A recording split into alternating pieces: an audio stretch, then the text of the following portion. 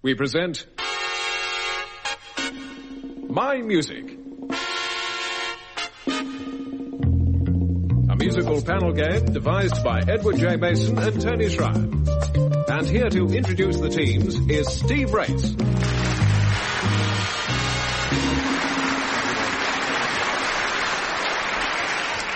Thank you and hello. Enclosed, please find one My Music team, slightly used but in working condition. Ian Wallace, Denis Norden, John Amis and Frank Muir.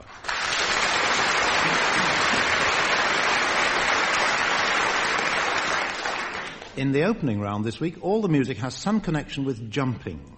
Jumping. First question for Ian Wallace. My girl's name is Sonora. I tell you, friends, I adore her. And when she dances, oh brother, she's a hurricane in all kinds of weather. Jump in the line, rock your body and time. Okay, I believe you. Jump in the line, rock your body and time. Okay, I believe you. Ian, who was that singing? In a word or two words, Harry Belafonte. Yes, one longer than the other. Harry Belafonte it was, yes, Jump in the Line. Just the sort of song you'd hear at the Jump Up Carnival in Trinidad. 1 mark to you, and that's got us off the ground with a bit of bright music. Denis, what kind of jump is this?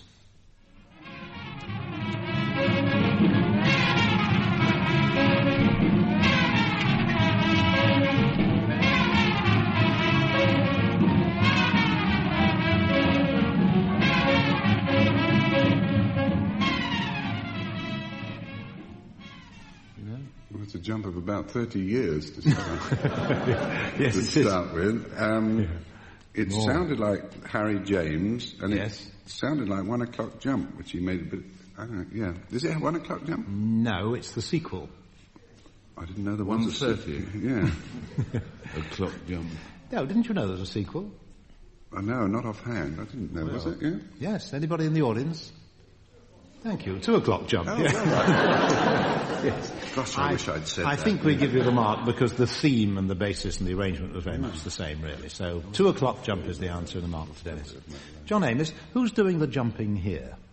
Who is that that just came in? Just look at the way he's switching. Oh, baby. Don't mind the hour. I'm in power. I got bail if we go to jail. I said to don't jump. Don't give your right name. No.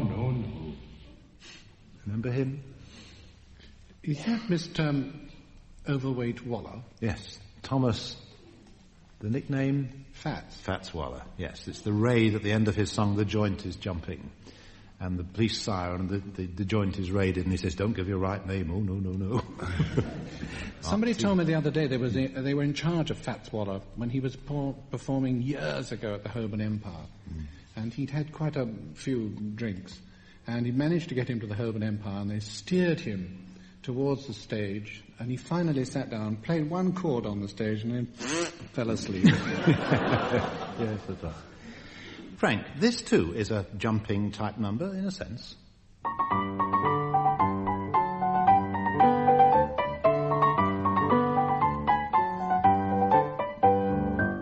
What's that called? Wasn't that a signature tune for something?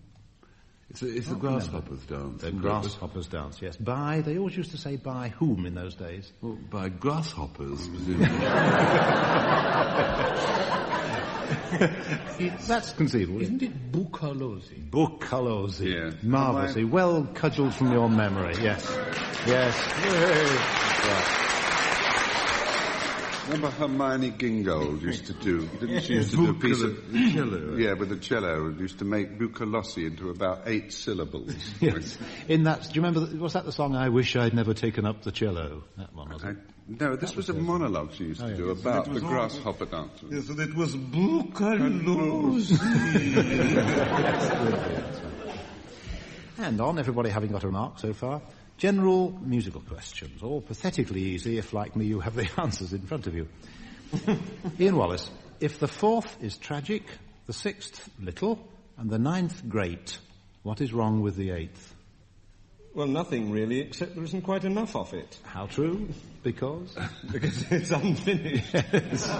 They are, in fact... Schubert symphonies. Schubert symphonies, yes, indeed. Mark to you. Denis, they wrote Please, Love in Bloom, June in January, Thanks for the Memory, And in 1936, mark the year, 1936, they even wrote a song called Long Ago and Far Away, which Jerome Kern and Ira Gershwin didn't manage to do for another 8 years. Who were they? Well, they were the two chaps who contributed to a lot of the early Bing Crosby films. Yes. And wrote most of those Hawaiian songs. Blue Hawaii, Robin and Ranger, Leo Robin and Ralph Ranger. Robin and Ranger. Leo Robin and Ralph Ranger is right remark. Good. John Amis, if Träumer is number 5, what is number 1? Träumer. Then not Träumerei. No. Uno. Is it a symphonic work? No, it's a song. A song. Well, it sounds a bit like, It's one of 5 songs, as a matter of fact. One meatball. And there's a gentleman is going through agonies in the audience. I'm with it. You with it? What is it? What then is number 1? Oh, God. It's the Wesendonck Lieder. That's right. Wagner's number 1 is 5 called... songs. Gentleman in the audience, please. He doesn't know after all that, does he? Der Engel is number 1, the first of Wagner's 5 songs. Half a mark. Yes. Frank, what did the Prince of Persia sing in praise of a plane tree? Tortures for Frank. In any particular situation was he at the time, or was he an actual prince or king? Oh, no, he was in an opera, a comic opera. It's a tune everybody knows. Music. Plane tree. Under a plane tree, under the shade. Ian is trying to help, I think. There's a message coming in across the barbed wire there. Ian, it's very nice of you to help. What are you trying to tell them? I was trying to say Ombra my foo. Yes, you'd be right too. Yes. Now, what's that? There's a jazz thing called That's a Plane Tree. That's a plane tree. I thought you were telling me it was the film song from Jaws. Well, now, I don't understand. You must know which song it is, then. John, you must know. Ombra my foo is... Yes, Ombra my foo. Handel's Largo. Yes, that's what he sang. Which refreshes the feet, but I can't, as we all know. Yes, but I can't possibly give you a mark for that because it came from the other side. Let's move on. In our school days, or at any rate in my school days, the music teacher used to make us clap rhythms. So, for instance, the national anthem became... and so on. Followed that. Good. Well done, Dennis. You're well away. I shall be tapping the rhythms on a rather musical board. Ian, this is a Russian piece of music. See if you can identify it. It's in 6/8 time with a quaver lead-in before the bar.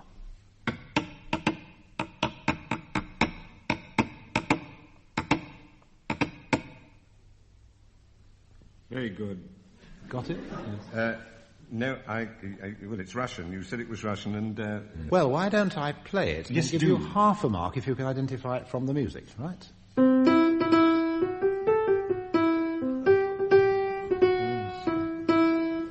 Well, it's Tchaikovsky. Yes, which one?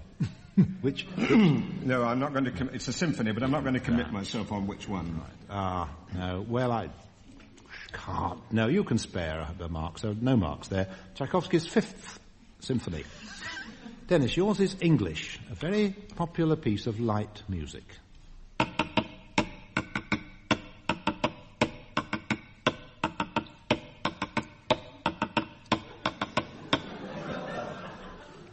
It was the theme from the film Knock on Wood.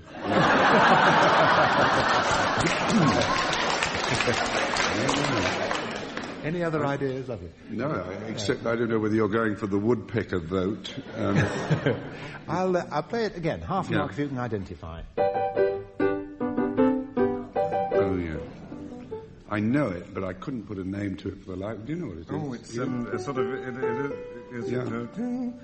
It's a modern... It's the Elizabethan Serenade. The Elizabethan Serenade by Ronald Binge. It made him a fortune highly deserved. It's a most original and lovely piece of music. The audience knew that. Yes, they did. There was a warm rumble. That's right, and they're getting the mark. Yes. John, a Belgian composer, and you must admit that narrows it down a bit, a Belgian composer wrote this in 9/8 time, starting on the downbeat.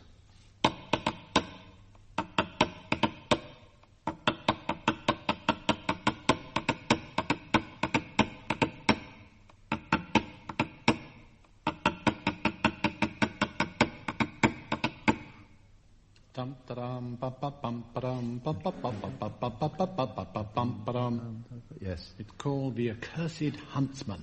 Yes, the Chasseur Body. That's right. right. Good. And by... Squeezer Franck. Yes. César Franck, yes. César Franck is right, yes. And all I need to say about yours, Frank, is that it's Austrian.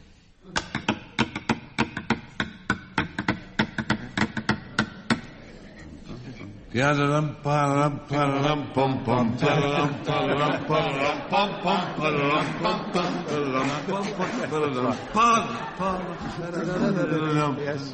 And the title? Yes, by... Oh.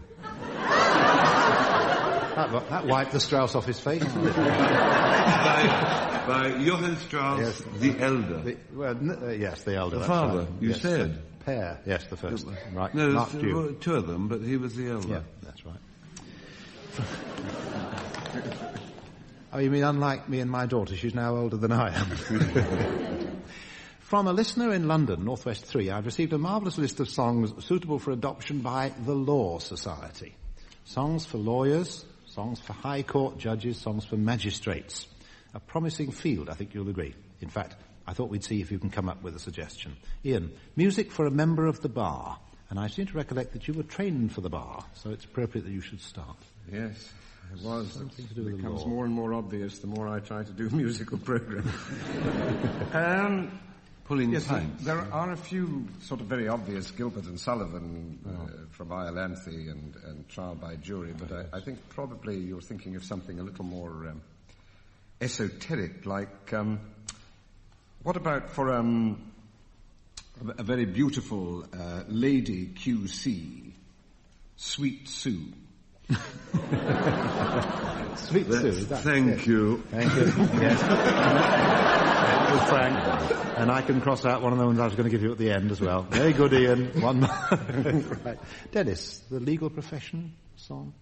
Yeah, actually, never mind Gilbert and Sullivan. In Me and My Girl, the show that Lambeth Walk came out of, there was a song that went, "Bring your troubles more and more to the family solicitor."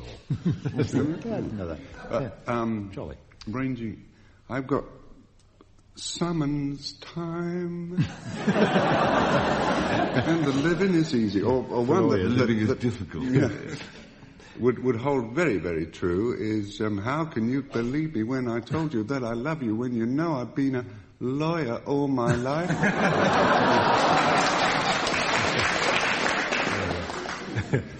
Nice. John? I can't think of anything except that an American friend of mine used to swear this was an old folk song from the Appalachian Mountains, and it went something like, "My object all sublime, I will achieve in time, to make the punishment fit the crime, the punishment fit the crime." It is Appalachian, isn't it? In a sense, yes. Yes.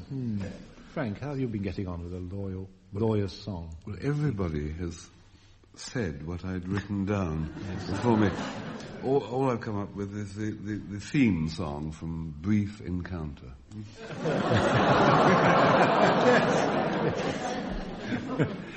Very nice too. The listener who suggested the idea, with lots of time, of course, to think about it, came up with quite a selection. Putting on the Ritz, W-R-I-T-S. Oh, yes, that's Nice good. one. Please, P-L-E-A-S. Yes, good. Guilty. A terribly far-fetched one. Justice Ong at Twilight. Mr. Justice Ong. Won't you come home, Old Bailey? And I think the most ingenious of all, which I thought one of you might come up with, an injunction to the legal profession itself. Bar black sheep.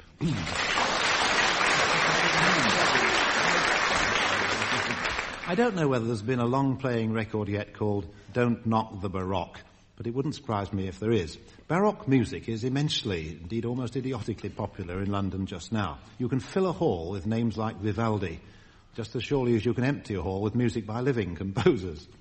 A generalisation, but it's more or less true, I think. Here's some delicious period music for treble recorder, strings and continuo.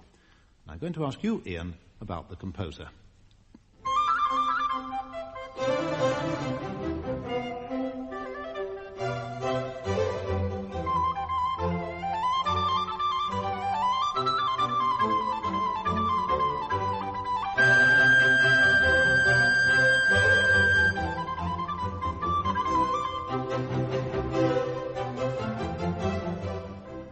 Ian, you have a choice. Would you say that music was composed by Talleyrand, Tamerlane, Tintoretto, Telemann, Tutankhamen, Titian, or Tinkerbell?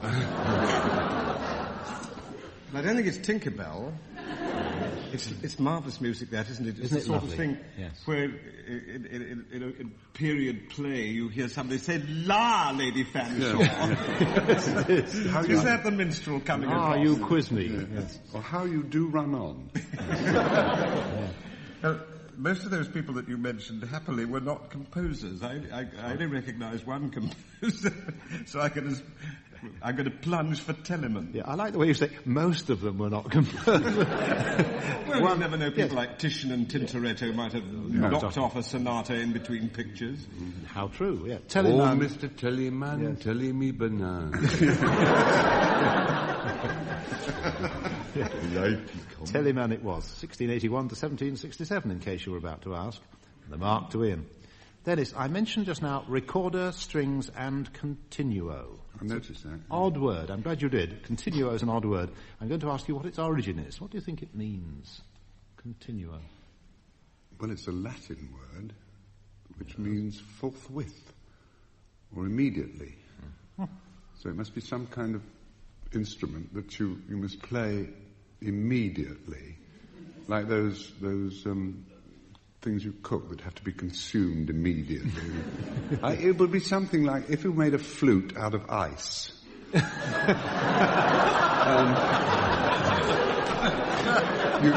couldn't hang about before you played it.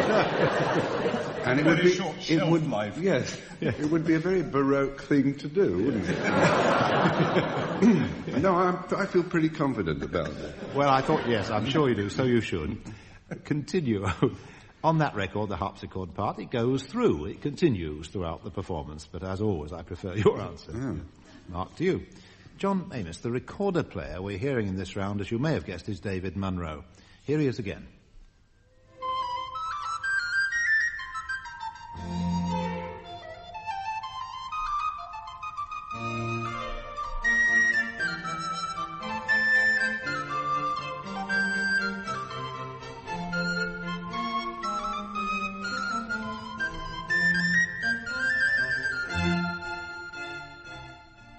John, the composer of that, born around 1693, may well have been a recorder player himself. He certainly settled here in Britain as the oboist, leading oboist at the King's Theatre. His friends in the theatre pit probably called him Sam. Who was he? Sam? Yes. Samuel... No, just Sam. Just Sam. Sam Martini? Got him. Yeah, Giuseppe San Martini, or San Martini. Yes, you got him. I should be so lucky. He composed that. I think this round should be called Go for Baroque. Yeah. Anyway, it was San Martini who composed that concerto in F. Frank, on what is, you'll have to believe me, a related subject, where would you find a musical teapot? Ceylon. India, China. Ah, you got it. China. You got it in three. You would find a musical teapot in China. The only... Cheng. I say Cheng because it's the only Chinese musical instrument I know. It was not a bit teapot shaped, but it was a lump, and you sucked it. You didn't blow it. You got it. It resembles a set of pan pipes rising from a teapot-shaped bowl and stem. So much for the Cheng. And there's a Bach coffee cantata. Ah, yes. That doesn't really fit, does it? It doesn't quite work. And there's Rococo music.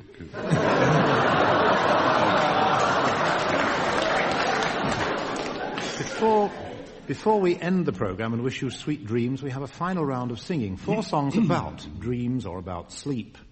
One of them about that last sleep enjoyed in spectral form by Anne Boleyn in the Tower of London. You'll have to guess who's going to sing that one. Dennis, you first. Sleepy Time Gal. Charming little tune. Can you remember that? Sleepy time, gal, you're turning night into day. Don't try it. No, sleepy time, girl. I'll tell you Wednesday. Yeah. You dance the evening away. Now, before... Where were you? Huh? fades out of sight. Just give me one little kiss, then let me whisper good night. It's getting late and dear your pillows. What are you doing there? It's like kind of like knotted spaghetti. Yeah. All right. Yeah, I think we'll settle at that. All right, settle for that. Because the quicker I finish, the sooner Ian starts. No, I got a bit carried away there. I found we were at the same part of the chorus, and it rather went to my head. I'm sorry about that. John, many moons ago, you sang on this show a snatch of a song which many listeners, one of them me, would like to hear again. Perhaps a little more this time. How many? More. Yes. Well, there's Steve and John. More than wanted to hear you sing with her head tucked underneath her arm, Frank. We'll come to that later. Yes. John, I saw your image, sang Gabriel Fauré in a dream. Right. Would you care to... Yes, I will do that. Dans un sommeil que charme ton image, je t'aurai avec moi, ardent mirage.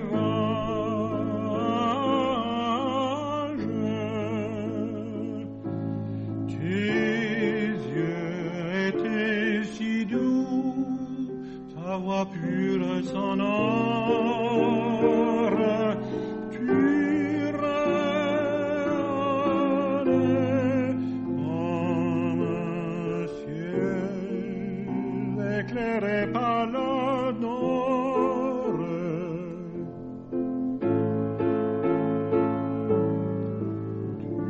Tu m'appelais,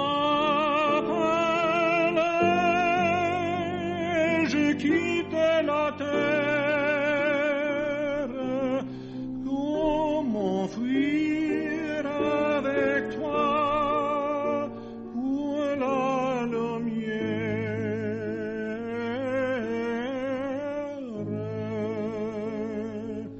It'll be a whole recital if we go on.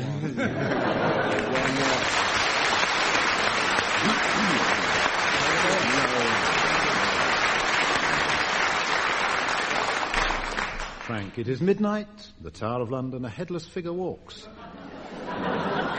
Listeners of a nervous disposition should stop their ears at this point, and others may wish to do the same.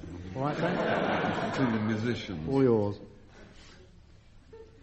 Have a go. Go on, have a go. Have a go. With her head tucked underneath her arm, she walked the bloody tower. With her head tucked underneath her arm at the midnight hour. That's all I'm going to do with it.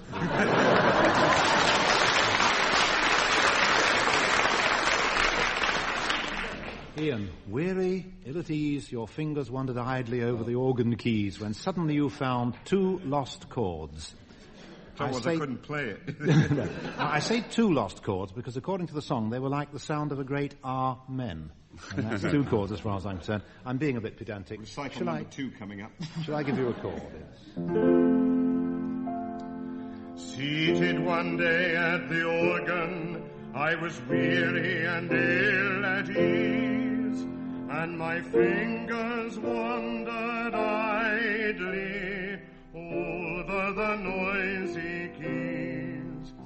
I know not what I was playing, or what I was dreaming then, but I struck one note of music like the sound of a great Amen, like the sound of a great Amen.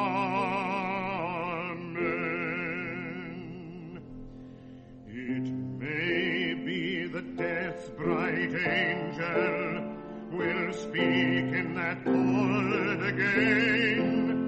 It may be that only in heaven I shall hear that grand Amen.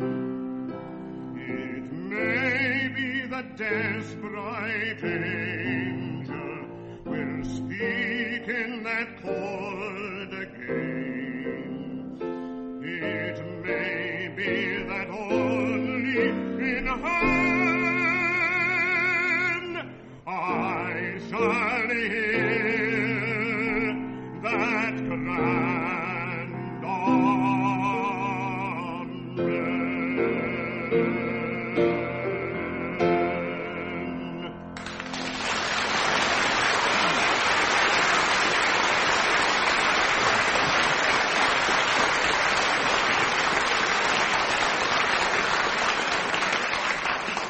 Made Sleepy Time Gal look a bit dingy. We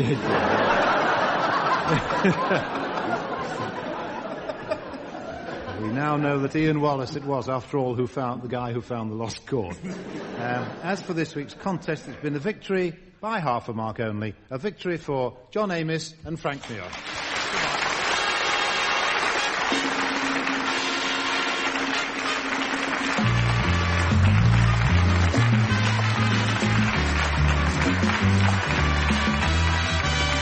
Taking part in My Music were John Amis, Frank Muir, Ian Wallace and Denis Norden.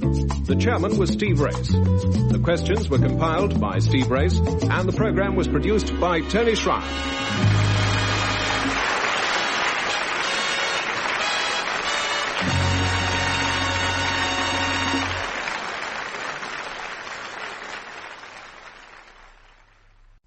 We present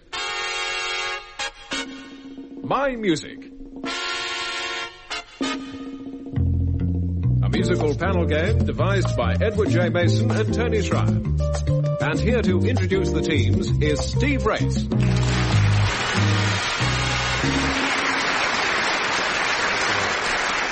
Thank you. Hello again, and let me welcome you to the stage of the Commonwealth Institute in London in order to meet Ian Wallace, Denis Norden, John Amis and Frank Muir.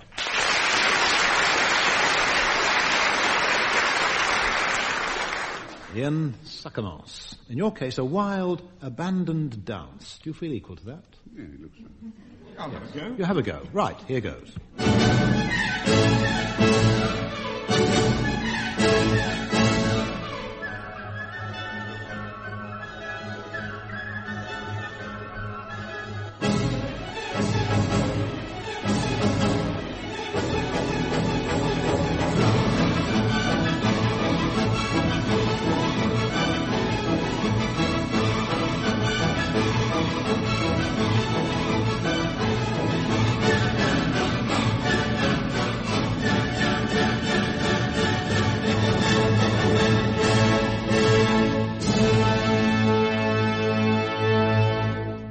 Feel good, Ian? That was exhausting. Wasn't it? Yes. Especially that last bit when it sort of goes chum-chum, chum-chum at the end. You can get up now. Yeah. It's like Ken Dodd's By golly, I need it. Ian, the question, though... Sorry. You wanted to know what it was? Yes, please. I'd like to know that. The composer? Yes, and the piece. Tchaikovsky? Yes. Ballet? Yes. Sleeping... No, what am I talking the sleeping about? swan. Swan. The sleeping swan. Swan. Well, they weren't sleeping there, were they? The sleeping swan cracker.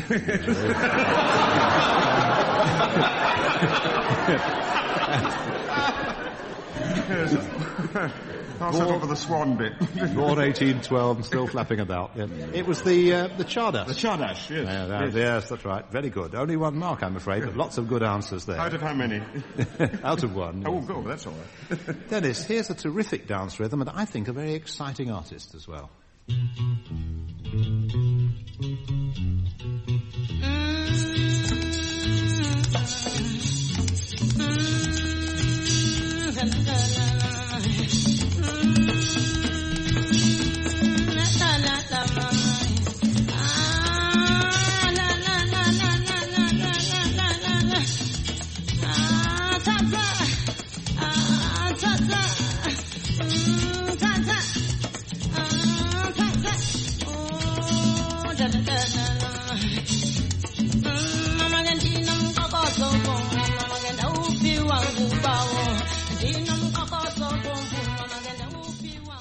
I left in a few of those glottal Yes, you did. sounds. It's terrible because she really is a very exciting singer, and they billed her in America as the click click girl, which is the most kind of apathetic way of doing it. Her name is Miriam Makeba, and she's African, and she sings genuine African rhythm. Miriam Makeba, yes, that's right. Singing a song there, the title would be useful in 9-letter Scrabble. The title of the song is spelled UMQUOKOZO.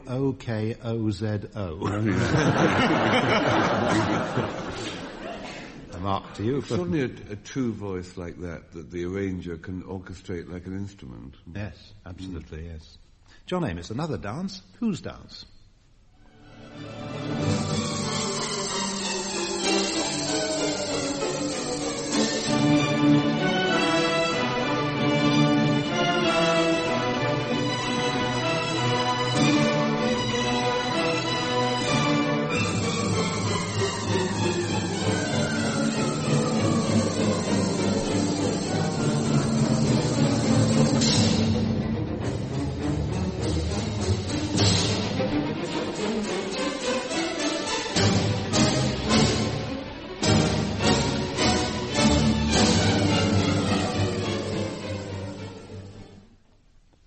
Stuff again?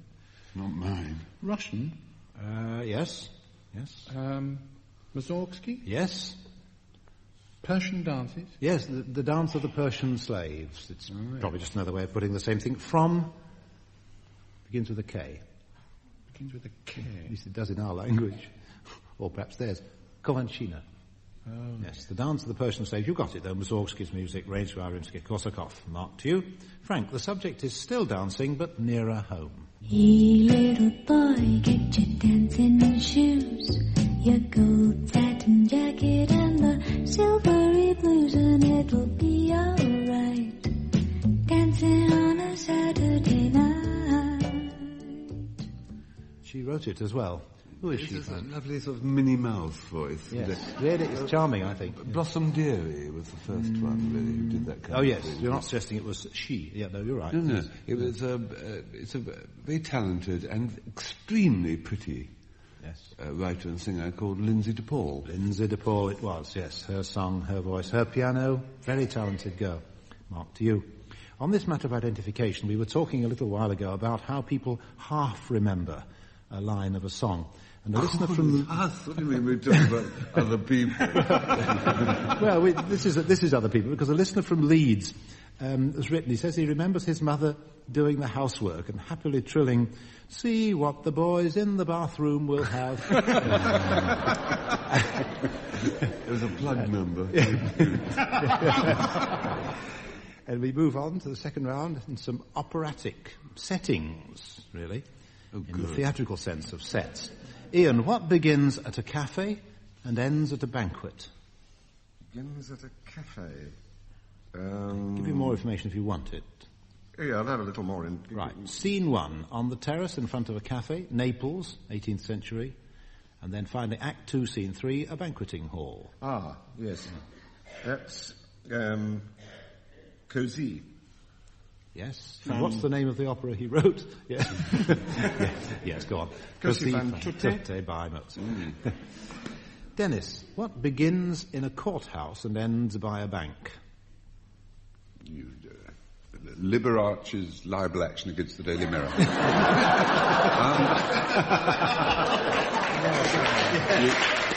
How true. How true. Half a mark for Dennis's nice Liberace answer. It's Lohengrin. John, what begins and ends in a palace, but visits, on the way, so to speak, a cave and a gallows? Palace, cave, gallows. Gallows, yes. Ah, Don Carlo. Yes. No. Not the right man, the right composer. Charlie Carlo. Wait a minute. You could Begins set it in palace. Stockholm or in Boston, Massachusetts. Begins in a palace. Yes. Oh, I beg your pardon. Yes, Don Carlo. Ballo in Masca. Gallo in Masca, Sorry. Scene 1, a room in a palace. Scene 2, Ulrica's cave, and the gallows outside the town later on. Yeah. Mark to you. Frank, what begins at a shooting contest and ends in front of a tent? Shooting contest is itself a clue, really, to the title. What begins... William Tell fired off an arrow, but with intent. So outside wouldn't fit. With intent not to, yes. John, come on. It ends where? Outside the tent. In front of a tent. A marquee. Before the Le prince's... Marquis de... No. How sad. Isn't it the free shot? Scene 1, John, a forest shooting range in Bohemia, 1650. Act 3, Scene 3, before the prince's tent. But it's not the free shot. Not what? Not the free shot, Freischutz. Yes, that's what it is. Der Freischutz by Weber. Yes, well, you've got the mark for your side. And we move on to the piano medley. 6 tunes for each team, 3 marks available. So, 6 tunes first of all for Ian and Dennis.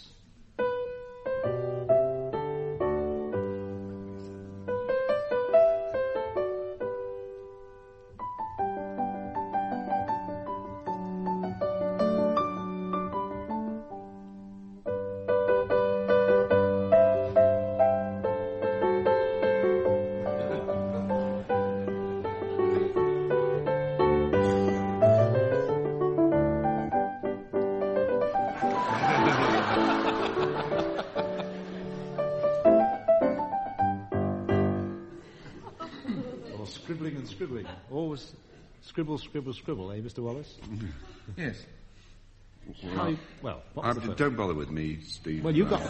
You can switch this mic off. He's got the first one. Yes, where the B sucks. Yes, I can. Spelled capital B. The spell just the capital B.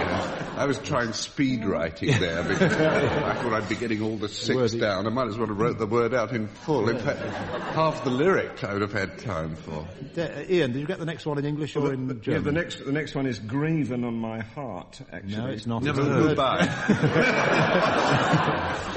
But it is because I sang it for an operatic audition at the wrong speed. Oh, yes. 45 instead of 33.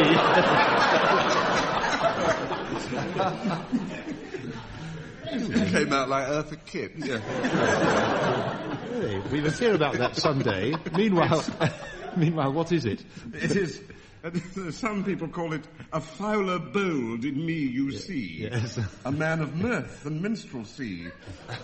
It's der Vogelfinger. Yes, or some such thing. Yes. I love the magic flute. Yes, the bird catcher. I like a fowler bold. That's a fowler bold is nice, isn't it? Yes. Then came... Ship may safely graze. That's right, yes. Then one you may have missed. I did. Yes. The Sailor's Song by Haydn.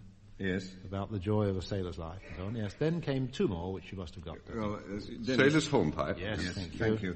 And the tail end of I am the ruler of the Queen's Navy. Yes, the title is When I Was a Lad from Hump's Pinafore. That's right. 2.5 marks out of 3. Dennis, the great trick is to pretend to write an answer to all these. Yes. And all the time you're writing, take home a brown bread. Yeah. Well, time to fake some scribbling, Frank. Is it your turn? And a medley for you too, John and Frank.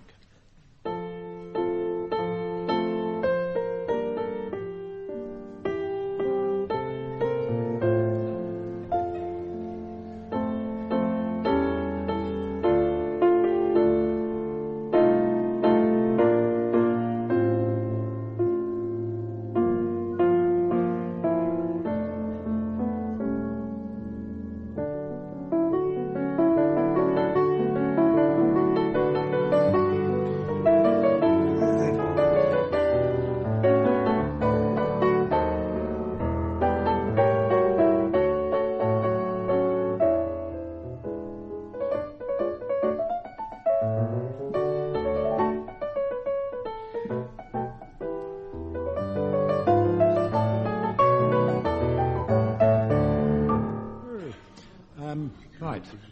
It's a long way back from the first one. What was the first one, John? I didn't get any. Oh, no. It's the first time in 10 years. Come.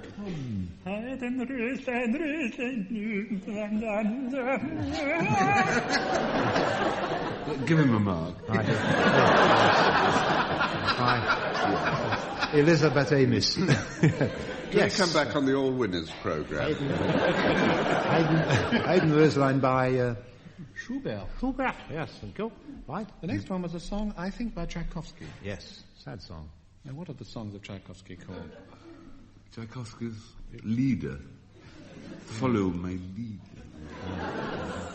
No, sad song. Rather a sad song. Sad song? Song without words, isn't it? No, I can't help you anymore. Chanson triste by Tchaikovsky.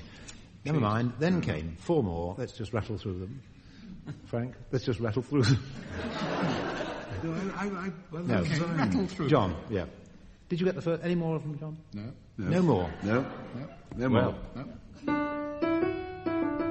Is Dennis? Farnham. No, it's Coronation Scott. Coronation Scott. Yes, Coronation Coronation Street. Scott. I don't remember. Then came Heaven Can Wait. Heaven Can Wait, and then The Whistler and His Dog. Yeah, I got Whistler. Oh, well, you did. Was it? But not Whistler and His Dog. No. Yes, that's right. And the last song? No, Niente. Girls, Girls, Girls from The Merry Widow. I found this rather boring, well. Yes, I thought half a mark then. And just to report at this stage of the game, in the lead, which you may expect, Ian Wallace and Denis Norden.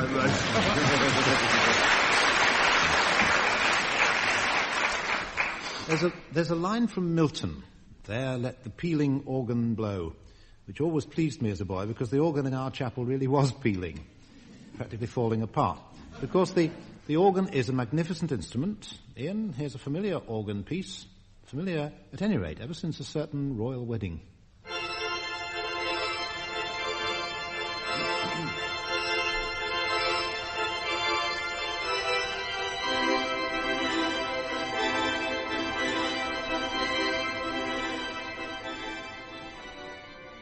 Ian, what is it? Oh, I know it is called Toccata, and it's by a composer with a name that begins with W. That's right, yes. Well, you're very near. 5th movement of his 5th organ symphony. We need something. All together now, audience. Don't you feel ashamed? Eeyore. Eeyore. Vidor's Toccata, W-I-D-O-R. Then it's later in the same recording by Fernando Germani, the foot pedals come in here.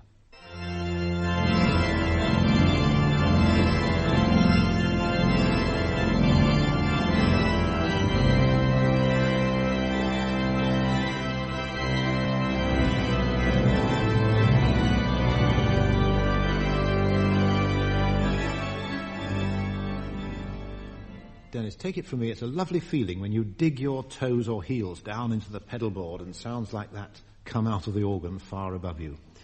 I wonder how many other kinds of musicians use their feet when working. Organists, obviously. Drummers. Yes. Marching bands.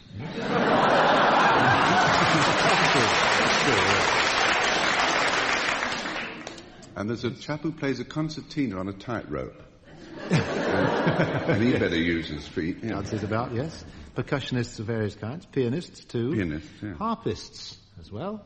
Oh, that's right, yeah. And one-man bands, I thought of. I do as well when I sing. Yes. Because otherwise I have to present a moving target. Another class of musician who sometimes uses his feet when working is a conductor. Ian, that's right, isn't it? Yeah. Some conductors beat time. They stamp with their feet, don't they? Yes. Don't they, John? A 1, a 2. Yeah. Yeah. Well, yes. Yes. There was a well-known dance band conductor who used to count 1, 2, 3, 4 into everything until they finally came up with a piece in 5 time. So he counted 1, 2, 3, 4 and struck his chest. John, your turn. Which 2 composers' names are involved in this composition?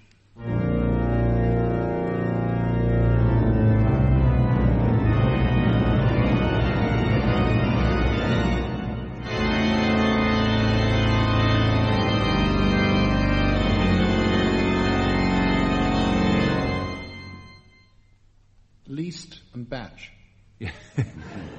Yes, can you just expound? Yes. It's Fantasia on the name Bach, that is to say using the notes B, A, C and H, which in German is B. Yes. And it's a fantasy by Liszt, Franz Liszt. Prelude and Fugue on B, A, C, H. B is our B flat, then A, C and H is B natural, so it's like that. German nomenclature. Frank, leaving Germani playing away in Selby Abbey, let's consider this business of transposing people's names into notes of music. B-A-C, and as we've heard, H is all right. But someone did Ravel, too. R-A-V-E-L. How is it managed, do you think, with the scale only going from A to G? How do they do this? You just go through the alphabet. What, 32 and then... No, well, A, B, C, D, E, F, G, or H, and then the next I becomes yes. A again. A, B, C, D, E, F, G, H, I, J, K, L, M, and so on. Eventually, the reason I did it, Frank, was to play you your name in music. What a thrill. Yes. What a thrill. Right. The whole thing has been a tonic so far.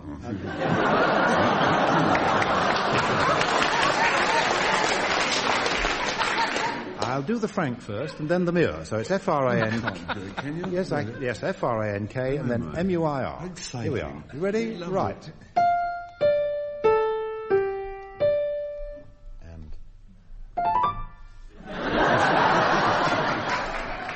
It's not bad, is it? But I'll tell you what's better. Romantic. What's better, Steve Race, listen.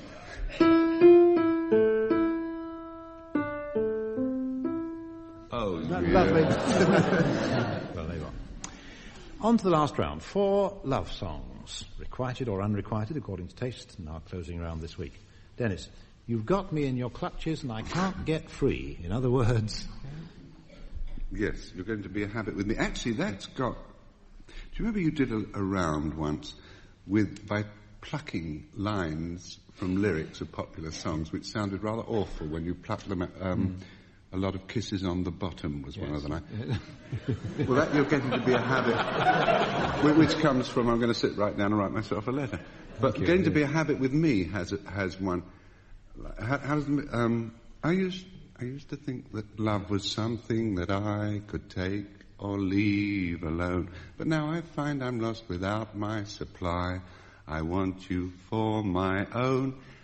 I can't let you get away. I must have you every day, as regularly as coffee or tea. Which is much more like you're getting to be a rabbit with me. Never thought of that. But then I wouldn't. John, when I remember every little thing you used to do, I'm so lonely. I'll give you a chord in G, I think. I was blue and high above.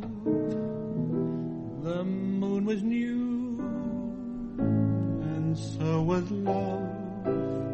This eager heart of mine was singing, lover, where can you be? Whenever I remember all the things you used to do, I'm so lonely. Every road I walk along, I've walked along with you. No wonder I am lonely. The sky is blue, the night is cold, the moon is new, but love is old. As I stand here waiting,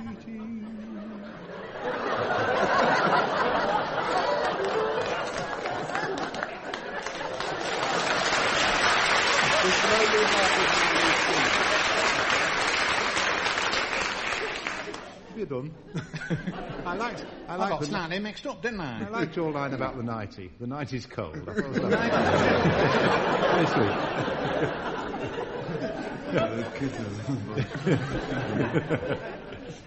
Frank, a year ago you said that I was very nice to know. Can you make that into a song? You called me baby doll a year ago. You said that I was very nice to know. You told me how to love. I thought I knew, but all the time you only wanted me to love you. Hang on. promised you would love me in return. You promised you would love me in return. But all the time you're fooling after all. 'Cause now you've gone away and gone there someday. You left behind a broken down.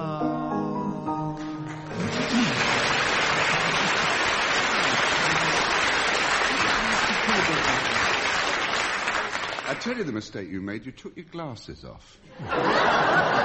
It's very difficult to remember words if you take your glass off. You try. I can't answer the phone with my glasses. Can't find it. Actually, that business of feeding with words, you told me you were fooling after all, when they do that. I once saw an act who did a whole lot of community singing of rather lesser-known songs, and every time the audience died out, sort of slightly waiting, no matter what the song was, he'd shout out, "I hear the mission bells above." And the awful thing about these lovely old songs is that one remembers 4 lines in, and then it all evaporates a little. Yes, that's right. Ian, see how you get on. You, the worm, she, the early bird. And after you've sung, of course, I think we might ask the audience in for another chorus, don't you? She was a dear little dicky bird. Chip, chip, chip, she went. Sweetly she sang to me till all me money was gone. Then she went off song. We parted on fighting terms. She was one of the early birds, and I was one of the worms. All together now. She was a dear little dicky bird. Chee, chee, chee, the mission bell. Sweetly she sang to me till all my money was spent. I hear the mission bells above. We parted on fighting terms. She was one of the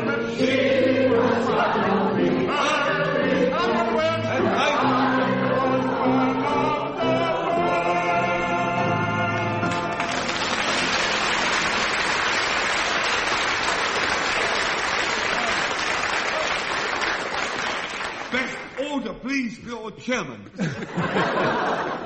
So another edition of My Music sinks slowly in the west of Kensington. A victory this week for Ian Wallace and Denis Norden. Goodbye.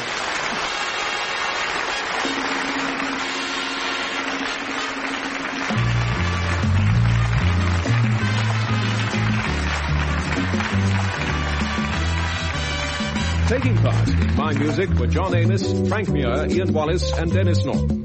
The chairman was Steve Race. The questions were compiled by Steve Race, and the programme was produced by Tony Schreier.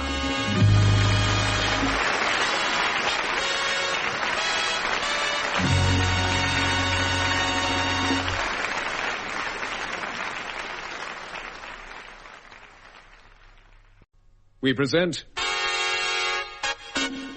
My Music,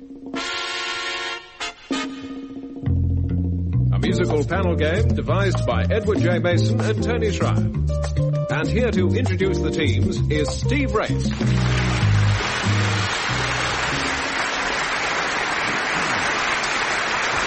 Thank you very much. Thank you. And hello again. My Music is a panel game in which the correct marks are scrupulously recorded, and then at the end we don't even bother to see what they are. The marks are as important as that, and in that, if in nothing else, we are unique. Well, we're also unique in having a cast that consists of Ian Wallace, Denis Norden, John Amos, and Frank Muir.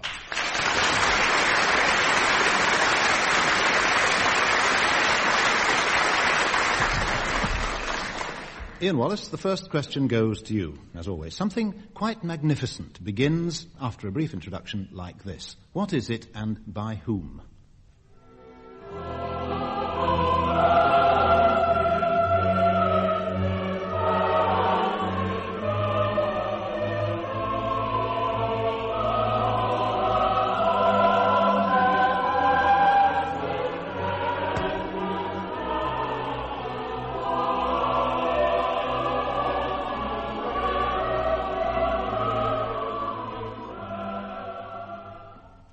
Something magnificent indeed. Yes. The St. Matthew Passion of Bach, a work that I had the briefest possible contact with, in that I sang a part in it but once in the whole of my career. Quite early on, dear Kathleen Ferrier was in the performance. It was given at Glyndebourne, as a matter of fact. Was it? In a time when I was an opera singer, and opera singers really are regarded by some other kinds of singers as the rough soldiery of the musical profession.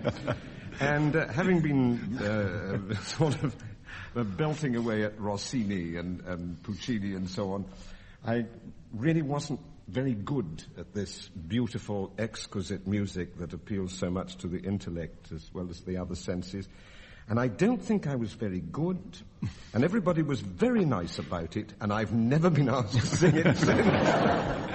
Well, as you say, it was St. Matthew Passion by J.S. Bach. A listener in Ely, in Cambridgeshire, found a newspaper review in which the critic was complaining about translating Bach's St. Matthew Passion into English from the original German, Ian, and the headline read, "Difficulty of Passion in English." Go down well with our overseas listeners, I think. So.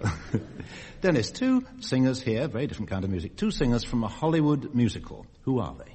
I know that you know that I'll go where you go. I choose you. Can't lose you. I wish you knew how much I long to hold you in my arms. Yes, she was rather unsuitable for it. He was a bit better. It's Hit the Deck, wasn't it? That's right, the film. Yes. Jane Powell. Yes, and Vic Damone. Vic Damone, very smooth, creamy voice. Jane Powell and Vic Damone singing "I Know That You Know," or as I prefer to say it, "I Know That You Know." You can get quite a lot of fun out of repunctuating song titles. Well, it was a thing that we indulged in for a time, the royal we as you and Frank. We and Frank. Whenever we have no separate identity. Only in commercials. I'm trying to think of. Oh yes, I saw you last night and got that old feeling.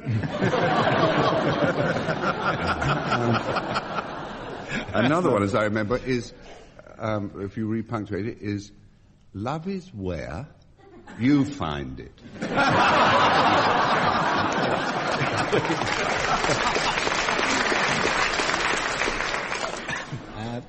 You've got 2 marks. There's 2 to everybody in this round, I should think.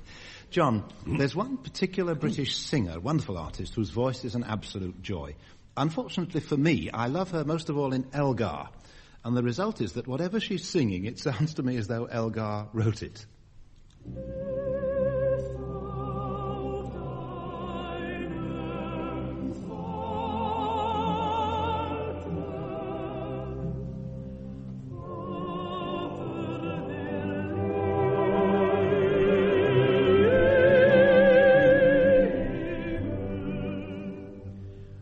John, and which composition? I think it was George Bernard Shaw. In fact, I know jolly well it was. Who no, said it wasn't. No.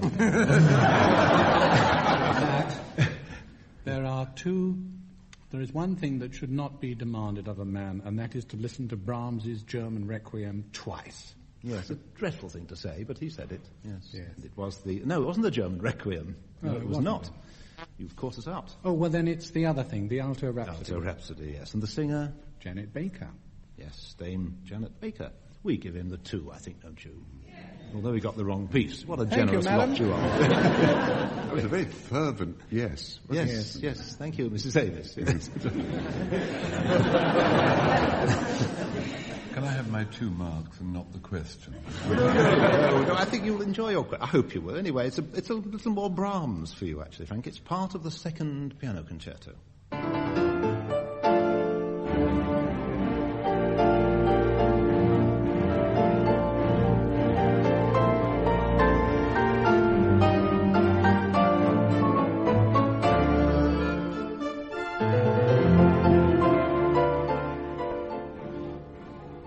Frank, 3 years before writing that, in other words, in 1879, not that it matters, Johannes Brahms grew a beard and gave his reason for doing so, not perhaps the reason one might expect. Why, Frank, did Brahms grow a beard?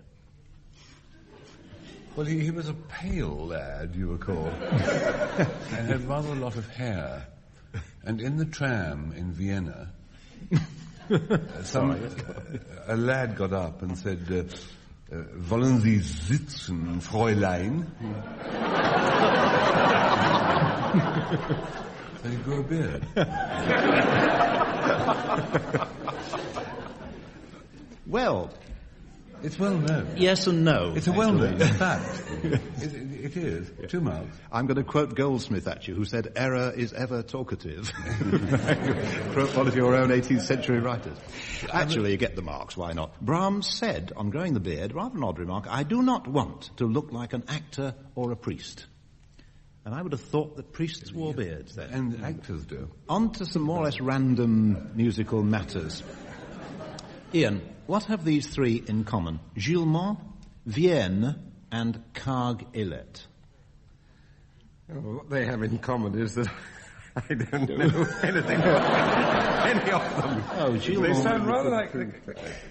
They're all in the good food guide. Well, they sounded to me rather like those names of early motor cars, you know, a six-cylinder, what was it, a Clark-Ellet? Petrol-injected urn. You're curiously warm because they're all rather mechanically minded, as well as taking a place in a musical game like this. Yes. They're all tracker bashers. Yes, tracker bashers, that's right. Yes. Oh, it's something to do with organs. Regal tracker bashers, yes.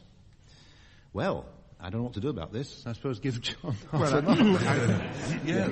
I think just declare a moratorium and pass on. We'll do that. Yes, so they're all, Gilmont, Vienne and Carg-Illet are all organ composers of the last century. I did not know that. No, well, there you are. Dennis, who said, "You don't have to be different to be good, but if you're good, you're different"? César Franck. And you know I can't deny it. I say that because if this program were to last for 1,000 years, you could not ask me a question which I would know the answer to be César Franck.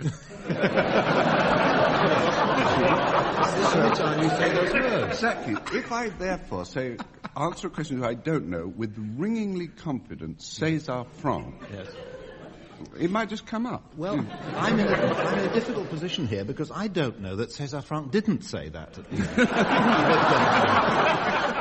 end. He lived a long and fruitful life, didn't he? You realise that if I dominated the musical world, I could be referred to as César Franck. Yes, you could, wouldn't you? Yes. It's not very likely. Not Julius Caesar, but could happen. Frank Caesar, yes. Why don't I give Dennis the mark if he or Ian can tell me in what language César Franck said, "You don't have to be different to be good, but if you're good, you're different"? No, that's, Ian, what language did he say it in? He said it in Belgian, Yeah, that's what he said it in. That's right. Why don't you split a mark between you, I think, for that. Well, I suppose there might be those who would write in and say that Flemish or... Well, yes, it's a Walloon or something. There was a film, wasn't there, in which Peter Ustinov was trying to toot for people and tried all the languages. And finally shouted derisory after the last couple had left him, "Je parle Belge." Top carpet. Yes, top carpet. The person who said, "You don't have to be different to be good, but if you're good, you're different," was a great composer, but the most undifferent of all the great popular songwriters, Irving Berlin. Really? Was the one who said it, yes. John, who composed an opera called Dylan? Thomas. No, Ambroise Thomas. No, not Holbrook. Yes. Do you remember his first name? Joseph Holbrook, 1878 to 1958. I looked up Joseph Holbrook in the Oxford Companion to Music, and it said at one point, as a conversationalist, he was vigorous, even violent. Frank, different kind of music. Matilda Wood, born in 1870, had become Bella Delmere by 1885. Who was she by 1920? Engelbert Humperdinck. No. Actually, no. I can give you 5 names. Operatic. No, far from it. Matilda Wood, Bella Delmere, she was Mrs. Courtney, Mrs. Hurley, Mrs. Dillon, and then by 1920 she was much better known under yet another name. Musical. Yes. especially known by the boy up in the gallery. Murray Lloyd. Murray Lloyd, yes, Murray Lloyd. As Belle Delmere, she made her debut, and she died in 1922, of course. Boy I love is up in the garden. Later, Frank, later. Love is looking down at me. That's right. There he is. Lovely, lovely song. Lovely song, I think, yeah. And on to the next round, which features a great performer and composer who was born in 1899. That makes him in period, though not in nationality, a Victorian. He certainly doesn't sound very Victorian. Listen. Look out for that rocking chair while you nearly drift and hit it. Look out for that slippery stair. Now you did it. Ian, whose voice? Well, I don't suppose he was called in 1819. I don't suppose he was christened in 1899. What he was eventually called. No. What was he christened? Hogarth? Hoagland, yes. With a match. The only baby with a matchstick in his mouth. Hoagy Carmichael. Hoagy Carmichael, yes. One mark to you. Dennis, Hoagy Carmichael wrote some fine songs, and of course one classic in particular. But as so many successful writers do, he grew tired of his greatest hit. Listen to what he himself did to it.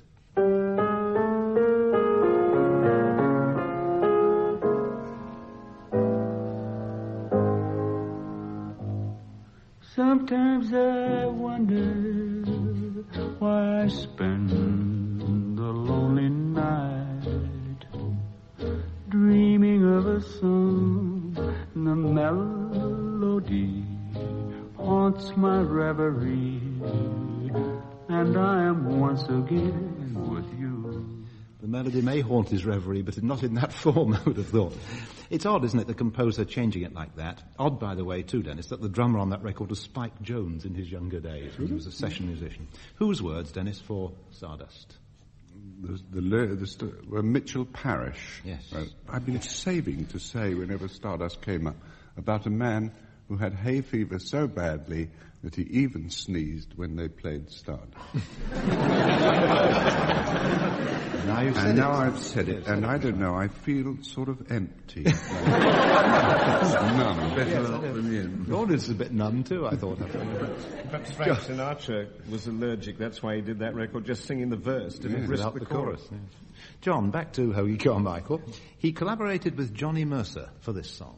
One night long ago by the light of the moon, an old music master sat composing a tune. His spirit was soaring and his heart full of joy, when right out of nowhere stepped a little colored boy. You gotta jump it, music master. You gotta play that rhythm faster. You're never gonna get it played on the Happy Cat Hit Parade. You better tell your friend Beethoven and Mr. Reginald de Koven. They gotta do the same as you, or they're gonna be corny too. Mr. Reginald de Koven. Tell me something about him, John, for a mark. De Koven? Reginald de Koven. Never heard of him. Oh, really? Should I have? Is yes. he a composer? Yes. Henry de Koven. He's an American composer. How do you spell it? D-E-K? D-E and then new word, K-O-V-E-N. Did he have another name? No, well, Henry Louis Reginald de Koven, 1859 to 1920. You know this Big Louis, but he was terribly well known. He was in America, yeah. And he was a rather sententious composer, wasn't it? You know about him, do you? Well, no, but I'm guessing. Yes, you will. What Hoagy Carmichael wouldn't like about him. Well, all that Johnny Mercer liked about him was he's the only rhyme for Beethoven in the world. Yes. Beethoven and de Koven. He was an American composer. He wrote Robin Hood, The Canterbury Pilgrims, Rip Van Winkle, huge scores. He was also a critic, I thought, of some note, but evidently not, because John doesn't know. Frank. No. Frank, another Hoagy Carmichael song. In your case, who's the singer? Georgia,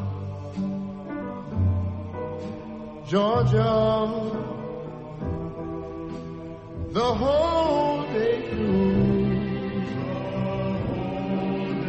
just an old sweet song keeps Georgia on my mind. Singer.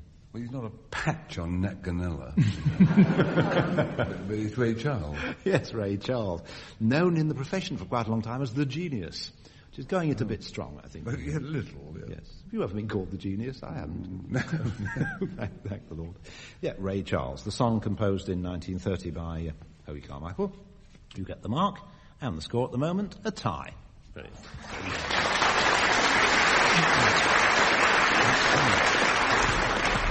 A literary critic once wrote that all art constantly aspires towards the condition of music.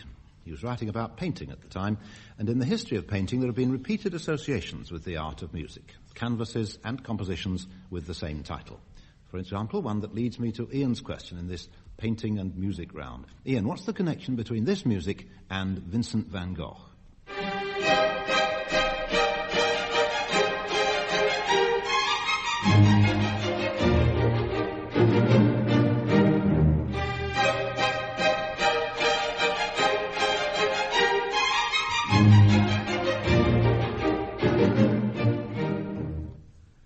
By a piece of luck, I know the music. Well, then you'll know the answer. Oh, the music is something from Bizet's L'Arlésienne suite. Well, just never mind the suite. Just translate L'Arlésienne. Well, the young lady, I think it was from Arles. I knew you were an art expert, and so you proved to be. Oh, yes. Oh, the painting by Van Gogh. The Girl from Arles. The Girl from Arles. How sad to think that Van Gogh could never hear stereo.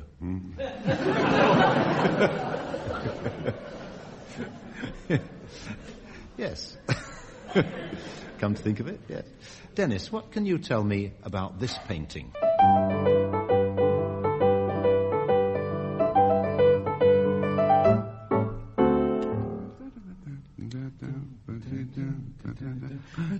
Whistler's mother-in-law. Yes. Sorry, that's the song. Yeah. Yes, and the painting would be Whistler's mother. Yes, mother of the artist.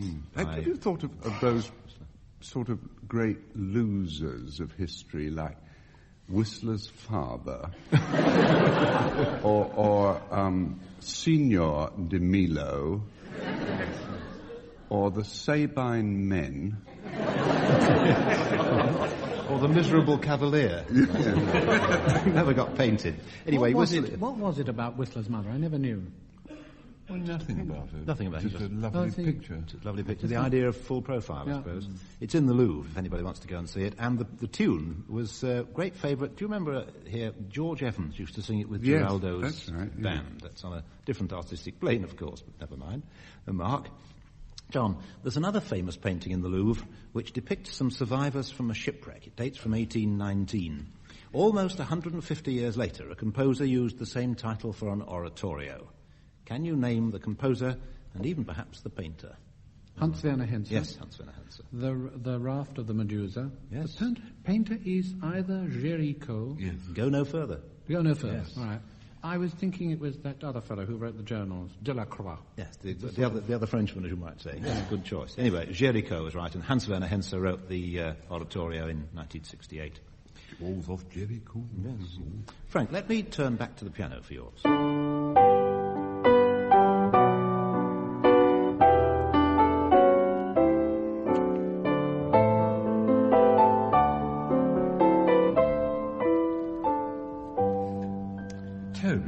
Played, but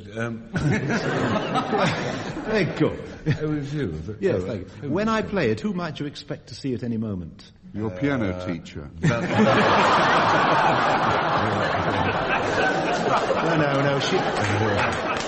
She ran away from home, actually. Aren't they nasty? Yeah, aren't they horrible? Yes. What was the question? Oh, who might you expect to see on hearing that tune? Valentin le Dessaussé.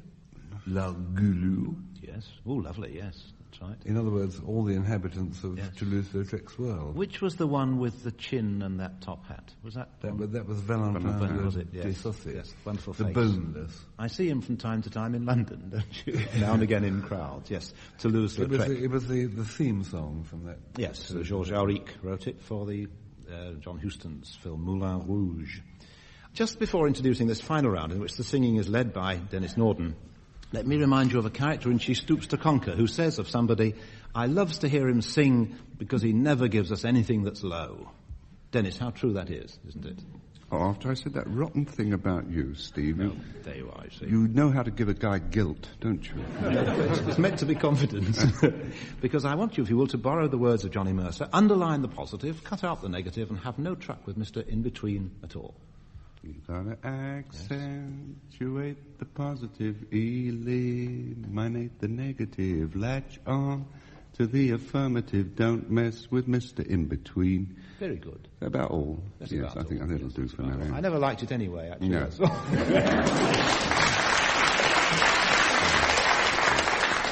John, there's a character called Wallace in a Puccini opera.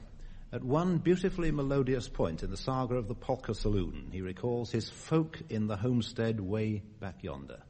Can I give you an introduction? Yes, I think you've got it, haven't you? There aren't any more Wallaces in opera, are there? Ian? Not as far as I know.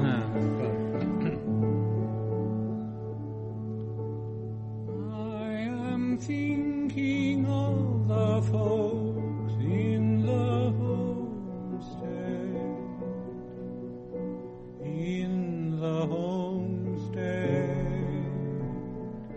way back yonder. Are they sitting lone and sad? Are they weeping? Do they wonder if I'll come back home?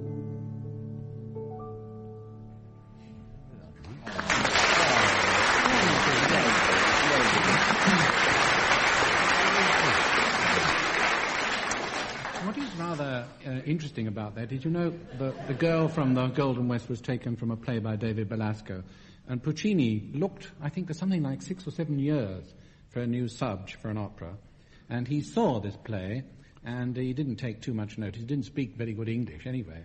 And then all of a sudden an old man came on, called Wallace, singing this song.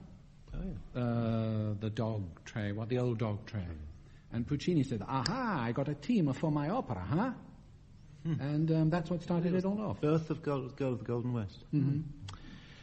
Frank, some time ago we heard about the lady who went out walking silenced blackbird, thrush, and indeed all the songbirds. Your lady makes them go tweet, tweet when she walks down the street. Can you manage that? When my sugar goes down the street, the little birdie go tweet, tweet, tweet. And in the evening when the sun goes down, it's never dark when she's around. She's so exciting, and I'll tell you this. When she kisses me, I sure stay kissed. When my sugar goes down the street, all the birdies go tweet, tweet, tweet.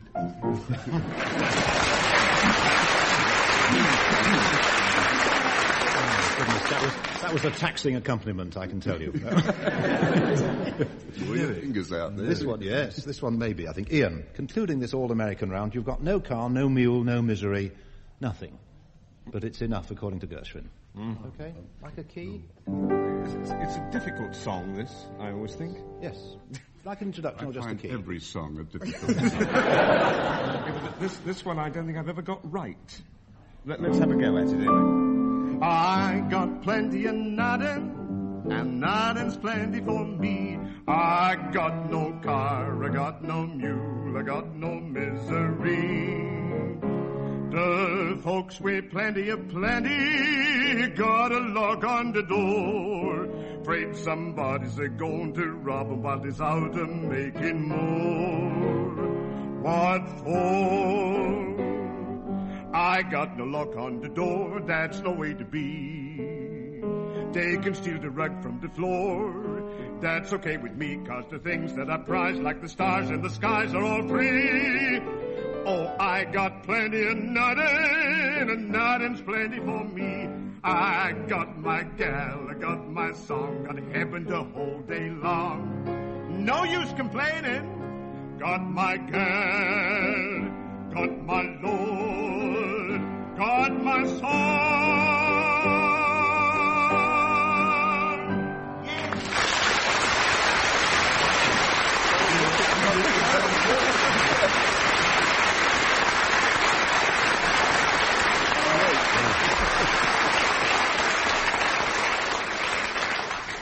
For Ian, it's Hebron the whole day long. For our listeners, half an hour of escapist rubbish. A victory... a victory for nobody this week. In fact, a tie. Goodbye.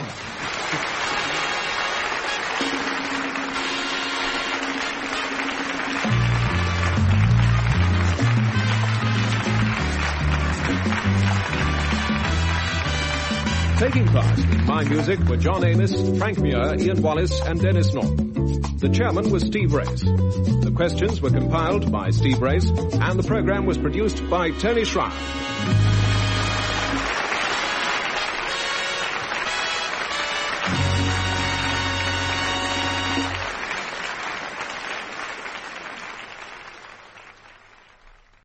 We present My Music. A musical panel game devised by Edward J. Mason and Tony Schreier. And here to introduce the teams is Steve Race.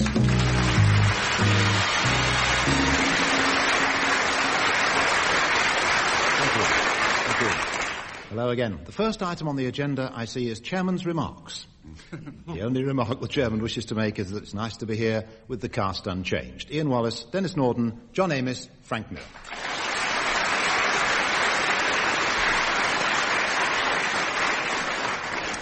All good pals and jolly good company, I hope. Ian, a masque called Alfred was performed before the Prince of Wales at Cliveden in 1740. It contained rather a good new song. This was the time of the Baroque dance, and you sang this strain. Roll, Britannia, Britannia, roll away. They go there, our liberty's day. Roll, Britannia, Britannia,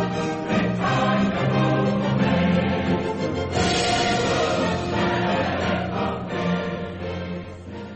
It is a good tune, isn't it? And it's a remarkable recording for 1740. Ian, who composed that great national tune?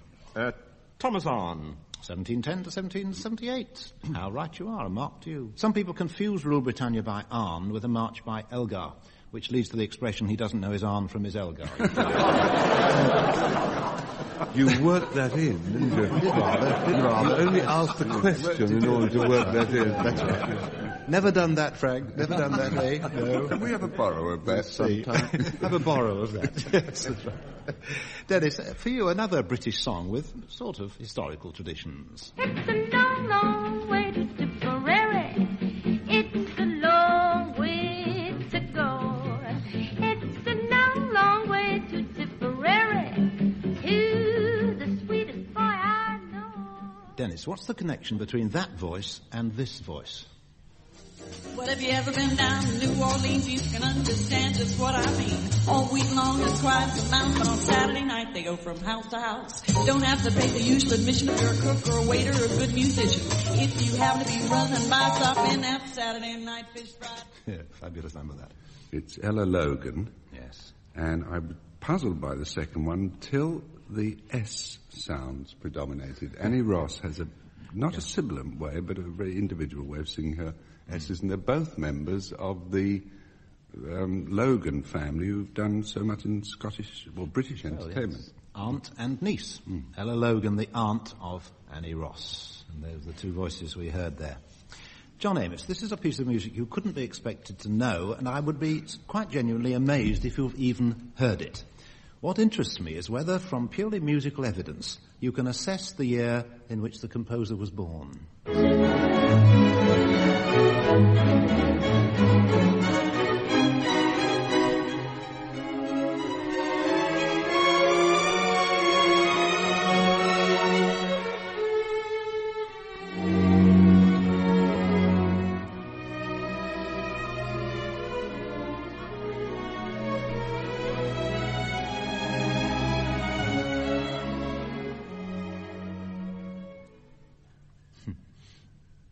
There's a clue in the tune now. What? Really? It wasn't meant to be. No. Just a date for him. A date. 1865. Very good. He was born in 1870.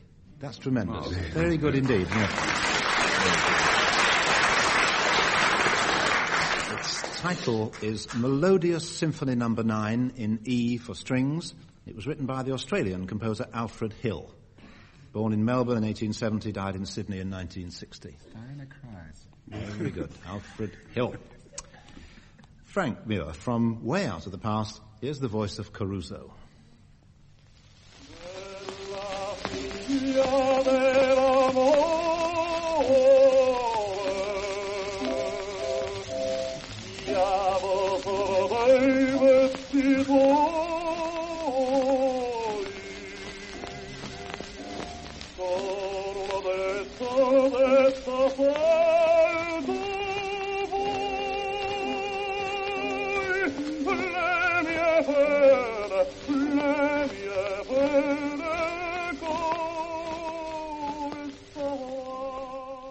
Caruso and a bit of crackling. Yeah.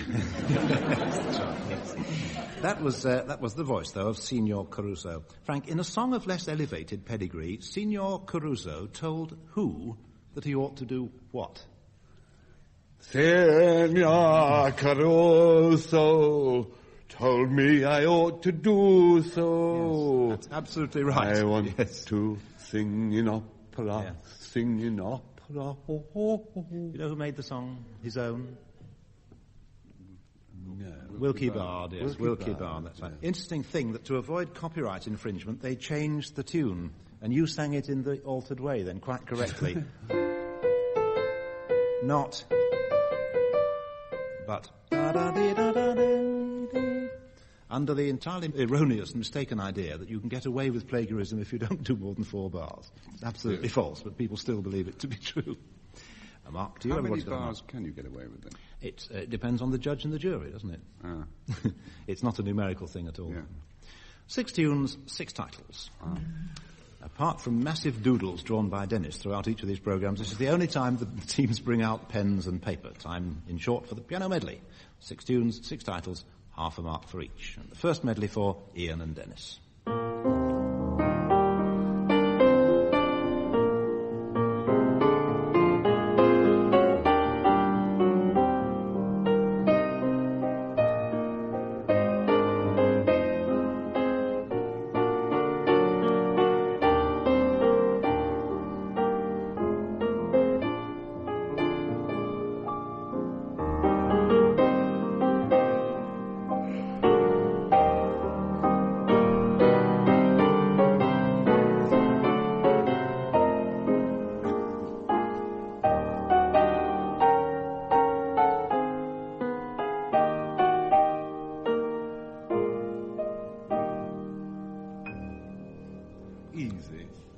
That's the easiest 6 for today. Right. Yeah.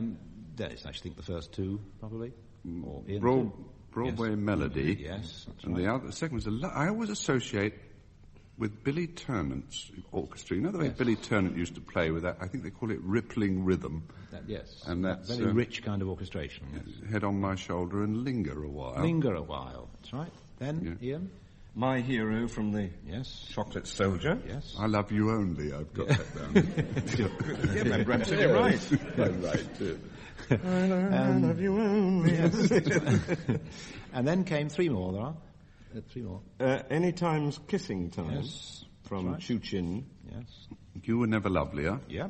And? We both got straight lines for the last one. Yes. You've got a question mark. I've got a question mark because it's so familiar. What? Yes, we generally get the last. End of Sweet Genevieve. I give the world. Oh, yes. It'll only pass, yes. 2.5 out of 3. Very good score.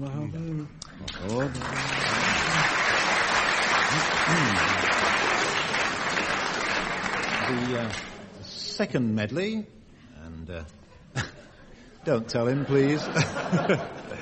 Second medley for John and Frank.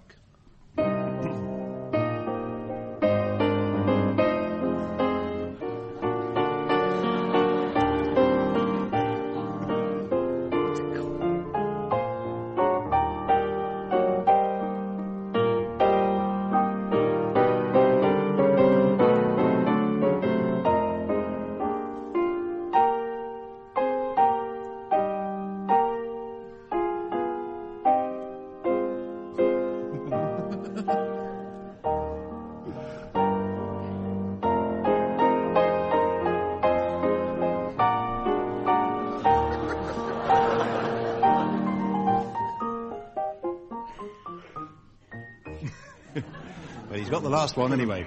Right, 6 tunes. Who's got the first one? Well, you know, I usually throw away the piece of paper I've written my answers down on after the answers have been given, but I'm going to do it now. Right. Because? I've drawn a Harry Blanket. Oh, really? Yes. Well, I've always wondered to what extent Team B listened to Team A's answers, and now we know. Frank, did you get any? I think this is one of the first occasions in which this noble hall of the Commonwealth Institute has been full, and not a sausage from the audience. Nothing. Well, didn't they come in to expect boxing or something? Yes, no mouthings. Well, number 5 was Come, Come, I Love You Only. Number 6 was Down at the Old Bull and Bush. Yes. 1 mark. Thank you. Well, right. Well, I'll tell you what they were. The first one was My Hero, which I'd already given to the other side. The second was... No, on the contrary. The second was Linger a While, which I'd already given to the other side. Cheat. The third was You Were Never Lovelier, which I'd already given to the other side. The fourth was In the Gloaming, over which we had a rather ugly scene a couple of weeks ago, if you remember. You'll have another one now. Then came the same one I played for you and for them, My Hero, yet again. It's the third time we've had it, and Down at the Old Bull and Bush, half a mark, and we press on. This next round concerns a modern opera. Ian, don't try to identify it, and if you do happen to know what it is, please don't say. From the evidence of the overture, can you do more or less as John did in the first round and estimate a date of birth for the composer?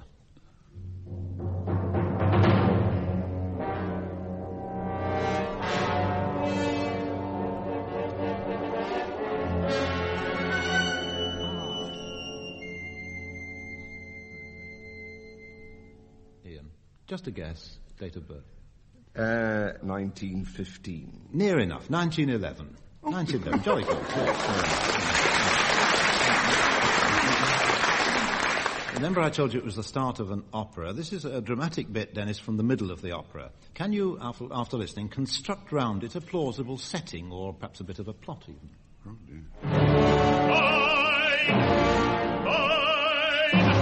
you hear, you beggars' whelp? From henceforth you shall do as I say.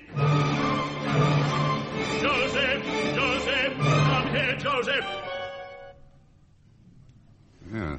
Dennis. I should be somewhat less impressive than Ian or Wallace. Ian or Wallace. I mean, Ian. Either of them. Ian or John. A miss is as good as a mile. You had that stored up too, didn't you? I don't. It was obviously a scene of some menace, whereby the gentleman with the deeper voice had a cross face on. Yes. And it sounded, because I can never understand opera, you know, it's terribly Philistine, but I just cannot understand people singing when they're emotionally aroused in that way. And to me, if you're non-musical, it sounds like somebody threatening somebody else with a gramophone that's playing. You understand what I mean? Yes, I do, actually. I share the feeling sometimes, but not by any means always. I accept your description. Yes, he was singing, Do you hear, you beggar's whelp? Mine, mine, you shall do as I say. Come here, Joseph, and so on. I'll explain all this later on. Come here, Joseph? Yes, yes. Try on your Technicolor Dreamcoat. No, yeah. John, you, I have reason to believe, know which opera this is. I saw your face light up, but keep on listening. I'll come back to you after Frank's question. Frank, again, a chunk of dramatic action. Can you give it, please, some sort of setting or plot? You and I have agreed to say to each other that will not be for her years. But I wish you to listen. No, I won't be always center. You are a dog in the manger, and desire no one to be loved but yourself, you forgotten fool. I hope I have misunderstood you. Great goings on there. Yeah, well, they're entrapped, you see, and they're in this cave or stable, and they've run out of food, and the weather's getting frightful. Yeah.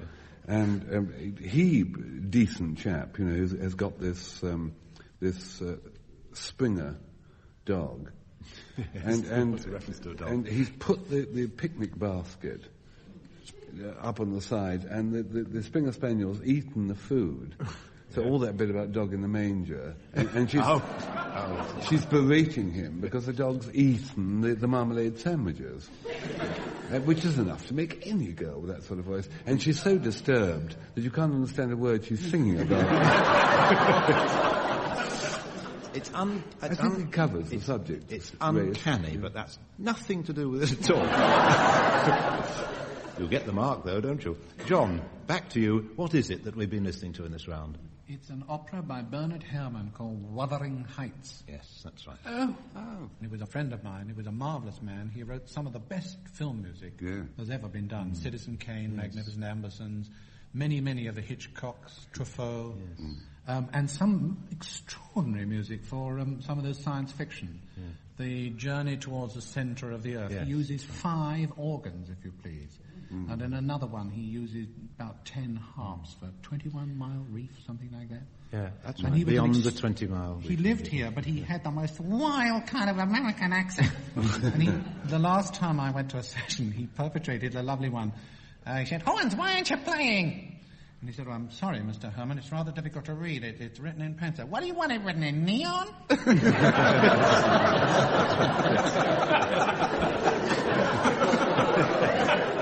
Yes.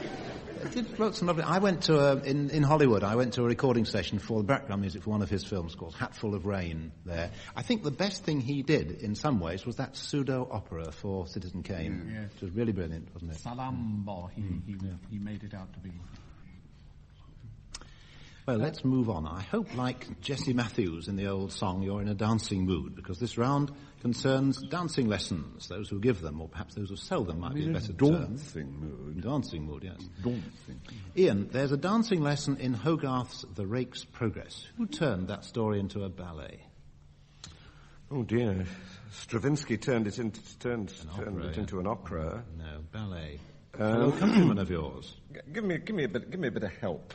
Well, very much a man... No, I was looking past you. No, I'm sorry. A man after your own heart, really, because a fellow Scot and a fellow singer. Oh! Harry Lauder.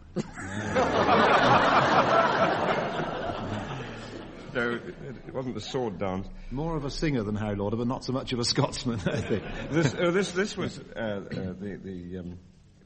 the opera. The composer Gavin Gordon. Gavin Gordon wrote that absolutely brilliant, I thought, ballet score for The Rake's Progress at Sadler's Wells. That's right. Gavin Gordon was the name. You got the mark there eventually. When I first went to the theatre as a kid, he used to be playing butlers in Leslie Henson shows. Do you remember that? Yes, an actor as well as a singer, and then turns out to be a composer of quite a high order.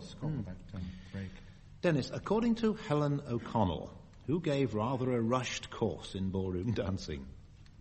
Arthur Murray taught me dancing in a hurry. Yes, that's right. Lovely lyrics by, do you happen to know? No. Well, great lyrics, so that means they're by Johnny Mercer. Johnny Mercer, yeah. Johnny Mercer's lyrics. Remember, he taught me the groundwork, the walking around work, and told me to take it from there. Can I remember the second bit? Arthur Murray then advised me not to worry. I had a natural bent. He wasn't mistaken. The falls that I've taken have bent me to quite an extent.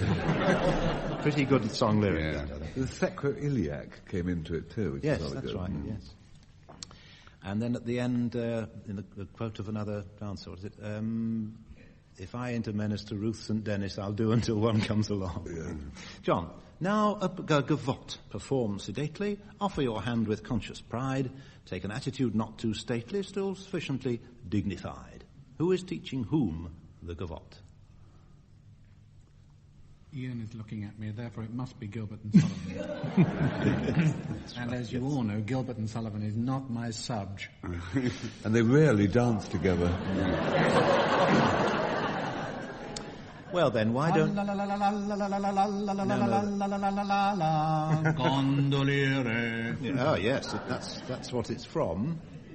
Which duke would be doing the teaching? Don't you even know that? Tell him, audience, tell him. Duke of Plaza Toro. Teaching, again, the audience? Two people, somebody said. Marco and Giuseppe in Act 2 of the Gondoliers. Whoa, half a mark, I think, for knowing it's Gondoliers. All right. honestly, I'd sooner not accept any marks. All right, then don't have any. Don't have any then. Out of character. Yes. Honest, it's about time to start some honest judgment on this programme. Frank, please concentrate.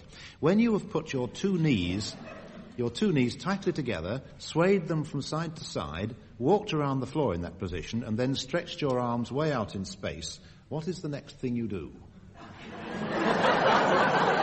As you put your two knees way out there, you do the pride and grace. You do the eagle rock. That's what you do. How with do you do it? Pride and grace. Not quite, with style and grace. Style and grace. That's what you do. You do the eagle rock. Because you are, in fact... Ball in the jack. Ball in the jack. Yes, that's right. That gets you your mark. This last round is about girls. Girls of various types, nationalities, various ages. Their origins varying from operettas to gilded cages. But for a change, though, instead of heavy verbal clues to the song you're expected to sing, I'll give each of you just a few notes of your song. Dennis, I think 5 notes would be enough to start off your girl's song. I thought it went down. That gotta get a guy. Is that it? Gotta get it. Because I've got it. I don't know that one. Find your own key. No, I can't. I don't know the lyrics. I tell you what, key. that was written by. That was a Gus Kahn lyric, wasn't it? Yeah. I gotta get a girl. And he always wrote about not having a girl. He did another one. Could I do the? Gee, yeah. I wish that I had a girl like the other fellas do. Someone to make a fuss over me and cheer me up when I feel blue. On Friday nights I'm all alone when I ought to be round at some sweetie's home. And I'm lonely, awfully lonely. Gee, I wish I had a gal. No.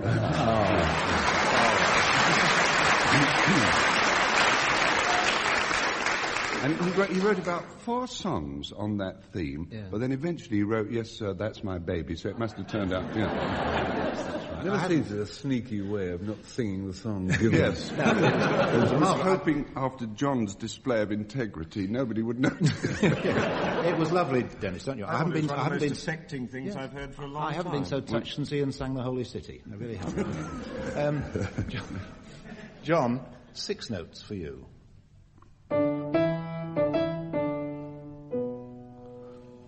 Would you like me to sing it with my monocle in or out?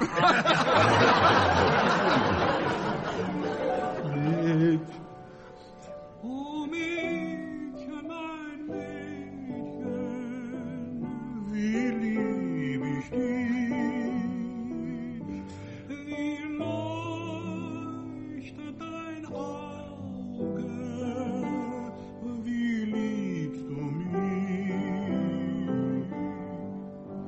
Du Blümlein auf dem Feld, bist mein alles in der Welt. Oh Mädchen, mein Mädchen, wie lieb ich dich.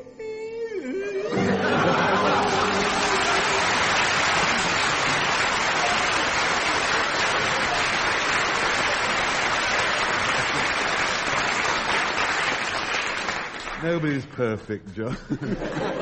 That mention always gave me a bit of a catch in the throat. Well, yes, that top B. I've never had one of those before from you. Yes, we did, at the end of Summertime. Really? You did a top B at the end of Summertime. It's never to be forgotten, yes. Gee, I wish I had a Mädchen. Frank, just a start for you. Ready?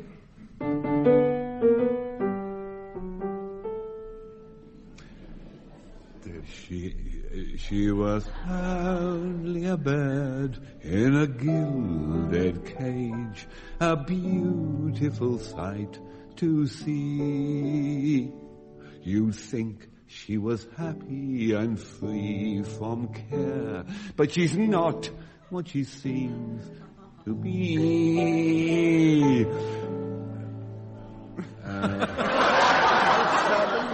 Sad when you think. You're in the mission bell. Sad when you think of her wasted life, for youth cannot mate with age.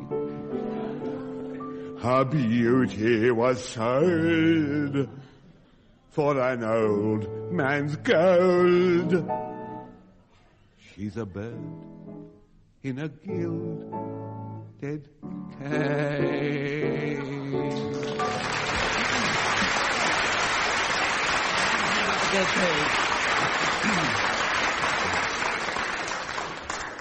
Ian, I won't start you off because this week's song seems to cry out to be unaccompanied. Your ladies being Spanish ladies. Oh, yes. It's always dangerous to leave somebody unaccompanied because you can suddenly find that you pitched it wrong. You can have a note if you like. It's sucking a lemon in front of a trombone player. Farewell and adieu to you Spanish ladies. Farewell and adieu to you ladies of Spain. For we've received orders for to sail for old England. But we hope in a short time to see you again. We will rant and we'll roar like good British sailormen. We'll rant and we'll roar over all the salt seas until we strike soundings in the channel of old England.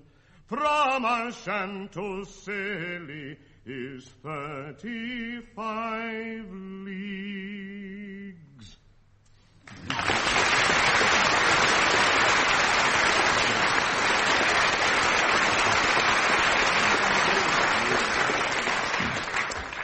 And that's all for this week. A victory, I see, thanks to that piano medley by rather a lot of marks. A victory for Ian Wallace and Denis Norden. Goodbye.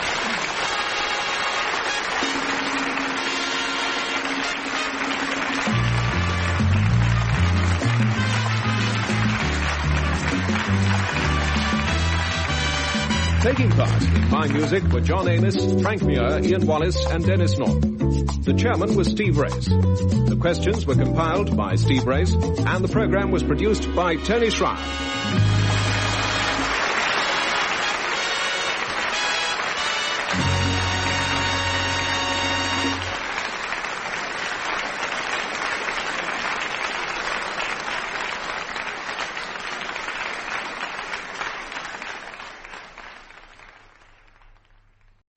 We present My Music, a musical panel game devised by Edward J. Mason and Tony Schreier. And here to introduce the teams is Steve Race.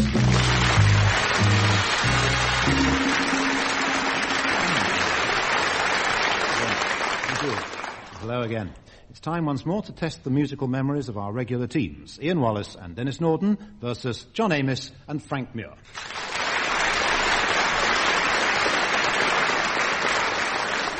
Right, string music opens the programme this week, and for Ian Wallace, a piece for string orchestra.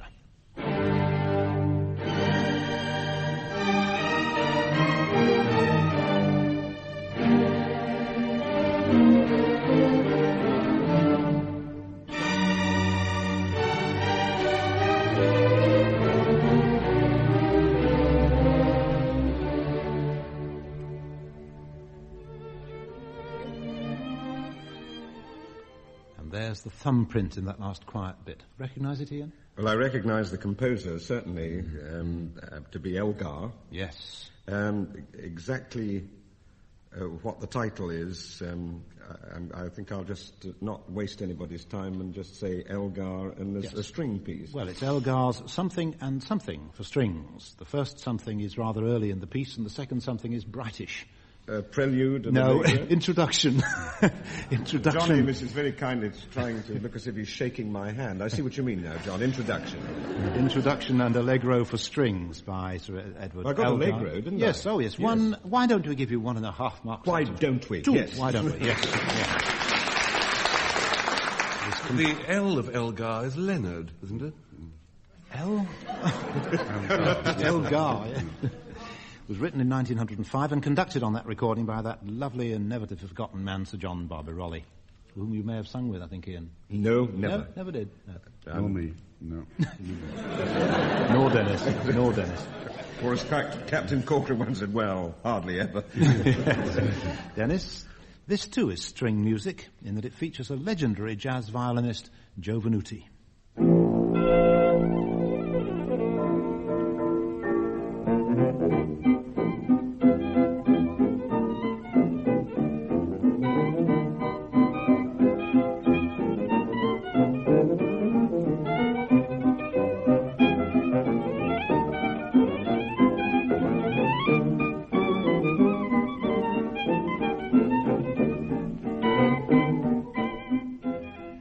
Joe Venuti, a legend indeed, a man who I noticed playing in the corner of a place called the Golden Nugget in Las Vegas once.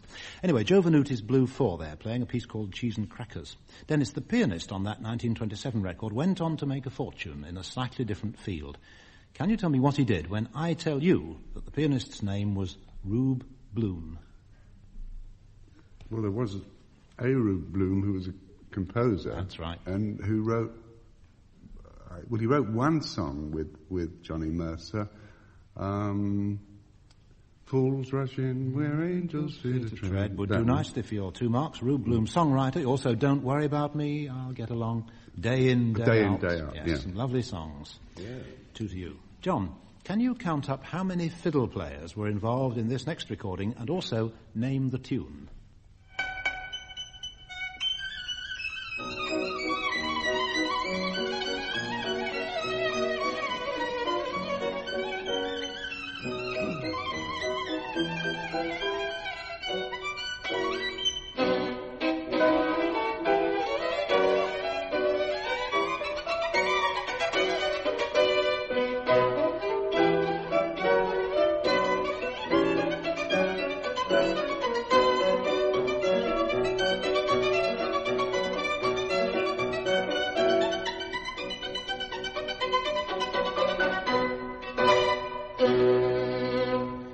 I can safely say that if music consisted of that, I wouldn't be interested in music. Could you tell me how many players and what the song was, what the tune was called? 2. That's a funny title, but 2 players. 2 players of what? Well, one playing the fiddle, one playing the piano. Yes, one fiddle player, Ruggiero Ricci, actually, and the tune was called? It's a little bit of camp. Yes, La Campanella. That's right. Comes from Paganini's second violin concerto. Various people had a hand in arranging that tune, Liszt included. Yes, you've got the marks there. One player, La Campanella. Frank, deserting the virtuoso violin for the virtuoso voice. Here's a young lady singing snatches of old tunes as one incapable of her own distress.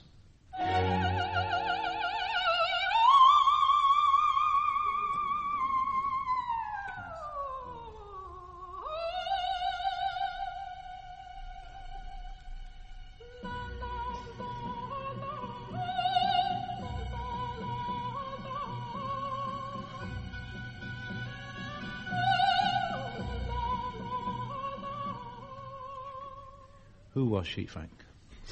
Started out like the top third of Ema Sumac, didn't it? But it's sort of verbal calisthenics, isn't it? At first, and then it went into a snatch of an old tune. Yes, it was. Isn't it a Jewish thing? No. Well, what was the question? Who was she? It could be answered in 2 verbal senses. Calisthenics. It was Maria Callas. Maria Callas is right. You didn't recognise my quotation, did you? Snatches of old tunes as one incapable of her own distress. She was Ophelia. Songs that my mother learnt at my mother's knee. No, she was Ophelia in Hamlet, that version by Ambroise Thomas. What a silly clue. Well, thank you. I do my best, do my best. My poor best, Frank, but my best. Callas in full cry always reminds me of a disrespectful verse by Beachcomber about an operatic soprano.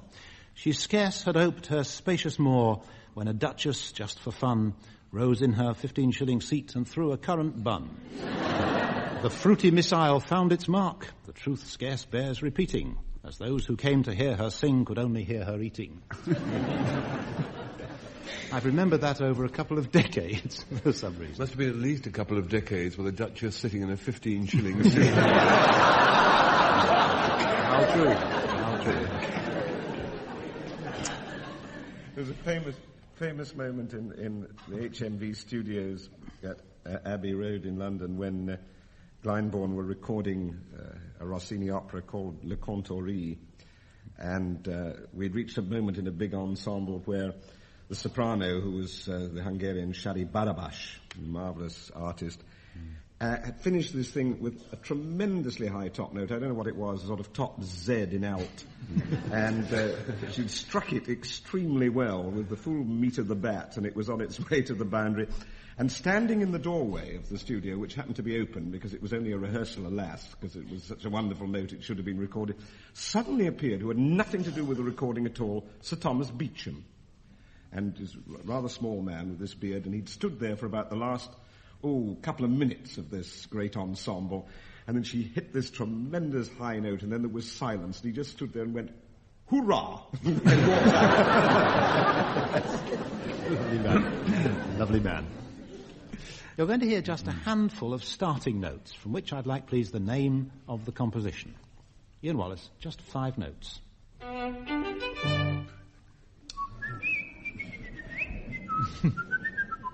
Oh, dear.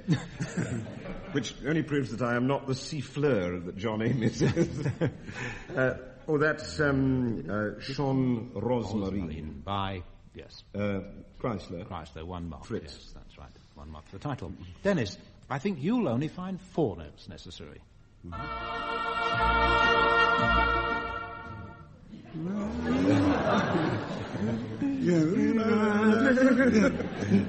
Yes, that's Oh Mine Papa. Yeah, that's right. The name of it. Eddie Calvert's record, a mark to you. It's one of the few numbers to come from a Swiss musical to make popular. It actually started in a musical that was put on only in Switzerland. There can't be many.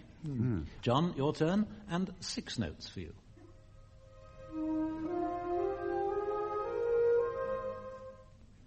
Bizet. Yes, Bizet. Bizet. It's that old girl you were dating last week, Ian, isn't it? Mm-hmm. The Arlesian girl. That's right, yes. Played on the saxophone. Saxophone. One of the first works, I think, to use the saxophone. I think so. 1865, something. Saxophone tune from Bizet's L'Arlésienne Suite, number 1. First movement, mark to you. Frank, 5 notes for you, plus a little extra one as a bonus. Go. That was John. That was Frank. There's a love of 3 navels.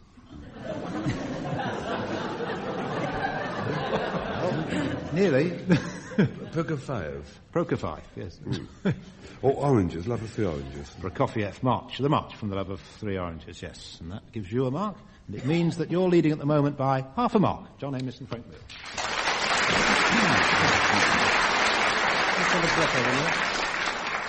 Certain types of instrumental or orchestral music seem to cry out for the human voice, to add not a song, but a commentary. That famous tune from William Tell, always seems to me to call for a commentary on a horse race. And others, less hectic pieces, call for gentler words. For each of you, I've chosen a small piece of what the trade calls mood music. After about 12, 15 seconds of music, the record fades. And I'd like to see if you can come in at that point with whatever the commentator in a film or perhaps on television might be saying. So, as the music fades, you will begin. I'll wave you in at that point. Ian, you first.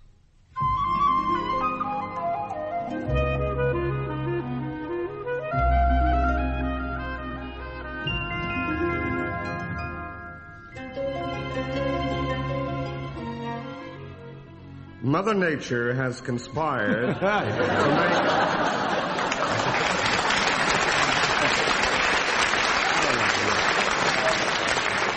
this holiday isle a paradise for everybody, whatever their tastes or interests. Yes. Mother Nature has conspired is wonderful. It's absolutely the key word in that sort of film commentary, yes. Handsome marks to you. Dennis, here's one for you.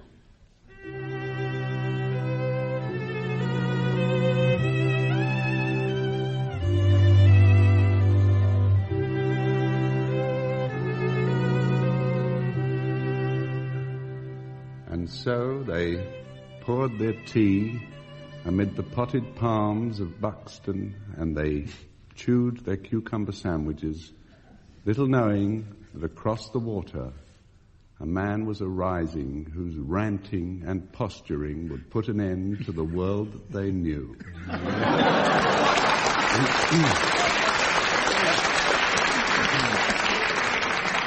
His name? Elvis Presley.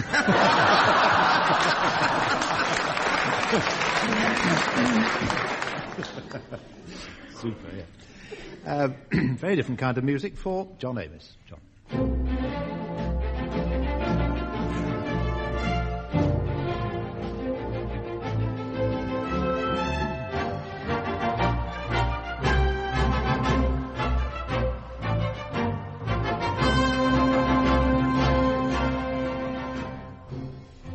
And the dam was completed on time, and so another great architectural blah, blah, blah, blah, blah. That's right. Yes. That was the dam breaking, blah, blah, blah, blah, blah. The water coming through. Another great architectural artifact, I think it would have been, wouldn't it? That's right. It was actually called Pathway to Progress. Terribly like Walton's Crown Imperial, I thought. Yes, very. You really mustn't do things like that. It wasn't by Walton. Anyway, here's one for Frank Muir.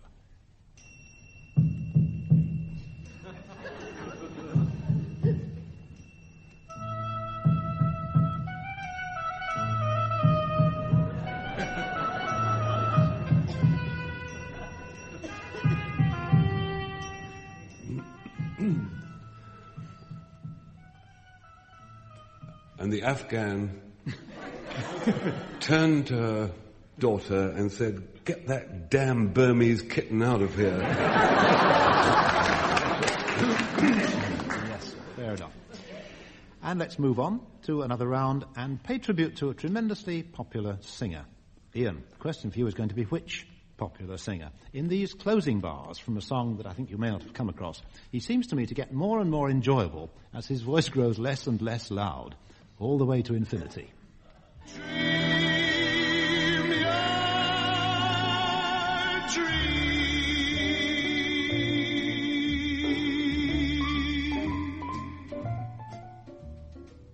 I feel somehow you've never sung Baby Dream Your Dream, Ian. You don't know the range of my experience.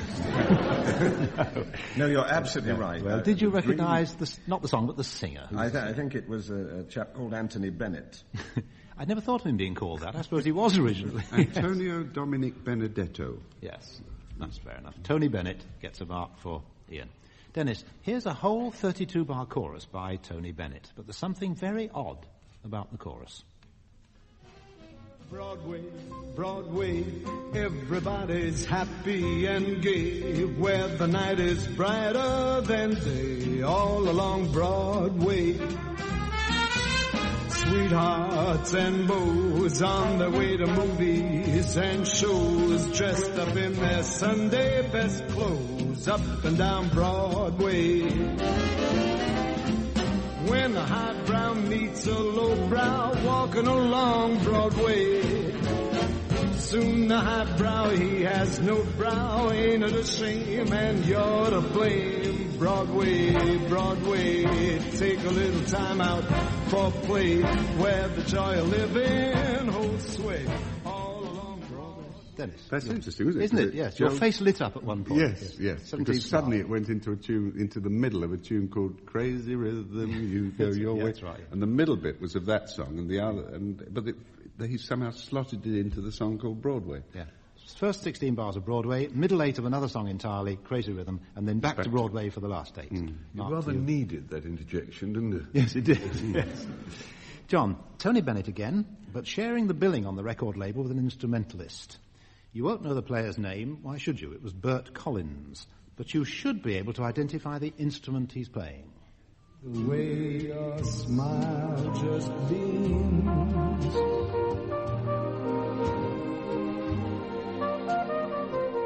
the way you sing off key,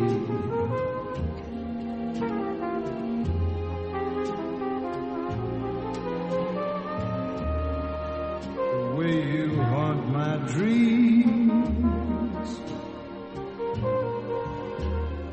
No, no, no, no, no, they can't take that away from me. The double bass.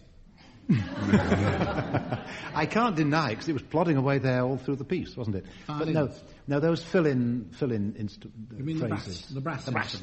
Yes, the brass. Well, it's one of those things called a flugelhorn. That's it. Miles Davis. My, how you do toy with me, do you not? It was the flugelhorn, same instrumental family as the sax horn. Burton Collins on the flugelhorn, Mark, to you. Frank, you keep dragging sax into this programme. Adolf himself, yeah. Frank, just a phrase here of a very fine song, a song which connected, in a sense, two great songwriting teams. My ship has sails that are made of silk. The decks are trimmed with gold,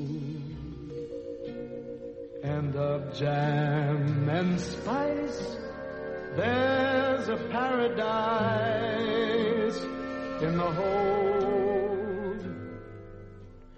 It's such a neat lyric, isn't it? Isn't it lovely? Yes, a good lyric by a great lyric writer, although his brother, I suppose, is more famous. Ira Gershwin. Yes. Wrote the lyric. And the composer from another songwriting team, or composing, as it were, theatrical, musical theme. Yes, he came from a background where only Kurt was vile. Yeah, that's right, yes. Kurt Weill, who's usually associated with Bertolt Brecht. A mahogany background. Yes, Kurt Weill of Brecht and Weill, and Ira Gershwin, brother of George. The song came from Lady in the Dark, 1941, Gertrude Lawrence show. Mark, to you. As we start on the last round, the singing round, let me thank innumerable listeners for innumerable letters to Denis and to me on the subject of the plums. Denis was unwise enough to wonder out loud about the plums, whereupon groaning postbags reminded us that the plums were a wartime propaganda family, with the signature tune, "Come, come, come, remember you're a plum." One particular listener reminded us they all seemed to be making Yorkshire Parkin. And another reminded us that the daughter of the family was ingeniously called Victoria Plum. You know, the son-in-law was Pilot Officer Prune. Oh, what a good thought. And about the same time, too, wasn't it? Yeah. Anyway, our plum-laden thanks to all who wrote. Dennis, round about the same time, very roughly, we learnt that when the lady is kissable and the evening is cool, any dream is permissible in the heart of a fool. Can you start off that song? Yeah, that about all I'll do. The night is young and you're so beautiful, here among the shadows. You know, when they put on the music... He's done it again. They put on the music, after the verse, they put refrain.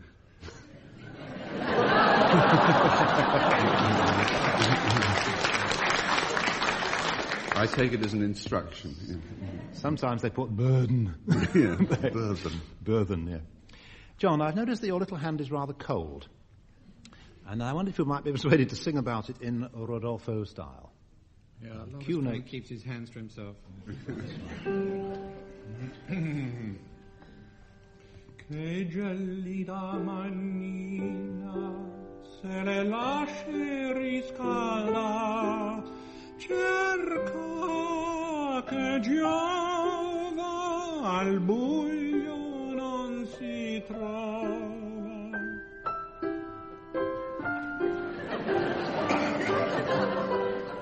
He's coming, ma che fortuna una notte di luna, e qui l'allora l'abbiamo vicina.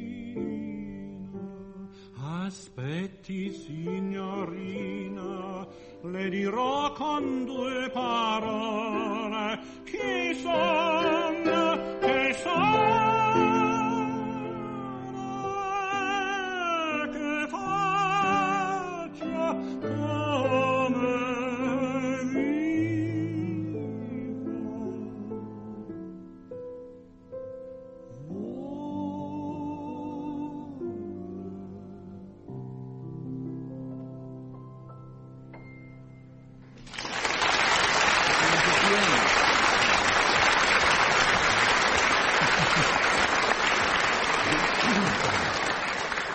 can't get a natural hand straight from the garden. They're all frozen. How neatly you sang the right note at the end, leaving me to play the wrong chord and make a finish of it. You know, in the old days, when they did 78 records, and they used to have to end a thing, you know, all of a sudden, where it should have gone on, Stanford Robinson told me that they used to be called brown chords.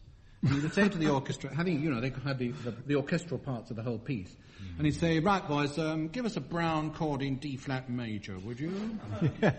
And that's how it sort of came to the... Yeah, that song we just did officially ends... But I finished... I remember once ruining it. The next words are something like, son non poeta, I'm a poet. And I remember once I was thinking of something else and I said, son potato. I've had a chip on my shoulder about it ever since. Remember, you're a spud. It's marvellous also the way that bands at football matches stop right in the middle of the tune when the team comes running out. There's only... You have to. You get bowled over, don't you, by the team. Particularly if they're leading at half-time. Frank, insofar as you know what it feels like to be a fairy over 40, could you tell us about... Yes, could you tell us about the experience, please? Fairies over 40. Nobody loves a fairy when she's 40. Nobody loves a fairy when she's old. She still may have a bit of magic power, but that's not enough. They like a bit of magic from a younger bit of stuff. When once your silver star has lost its glitter, and your tinsel looks like rust instead of gold, you stand there shouting, "What-oh!" but they all pass your grotto. No one loves a fairy when she's old.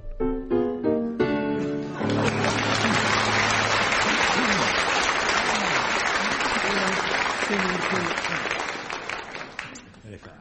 Ian, your question. Where are they? Where are who? I'm glad you asked me that. Where are the yeomen of England?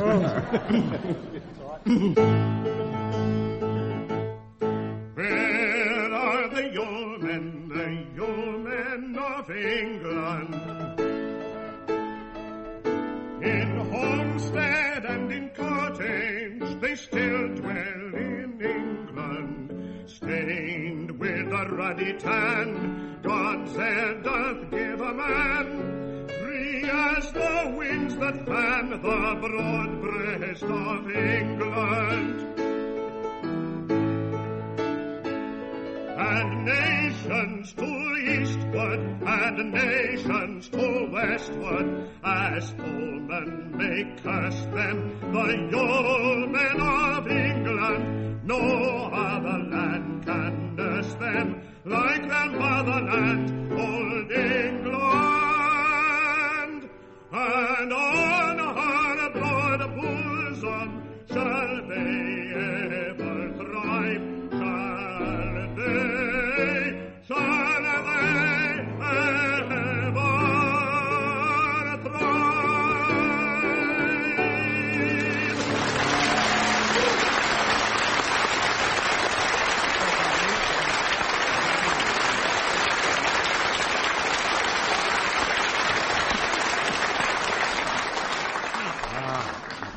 Makes the old blood tingle, does a song like that. Unbearably exciting, too, to learn that this week's contest has proved to be a victory for John Amos and Frank Muir. Goodbye.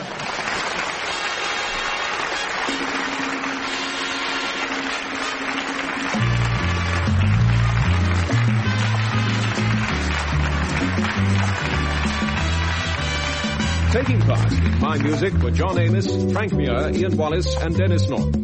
The chairman was Steve Race. The questions were compiled by Steve Race and the programme was produced by Tony Schreier.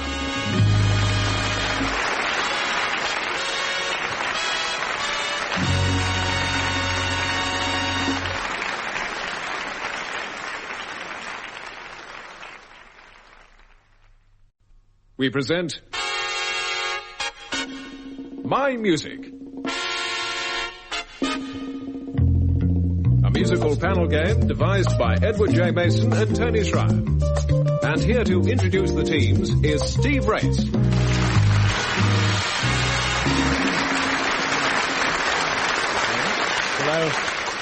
Hello and welcome once again to My Music, coming as usual from the stage of the Commonwealth Institute in London.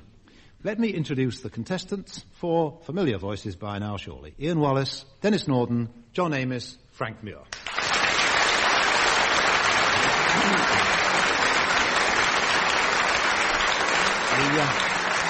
We usually start with some identification. So what is this, Ian, and who wrote it? It's obviously something big and important.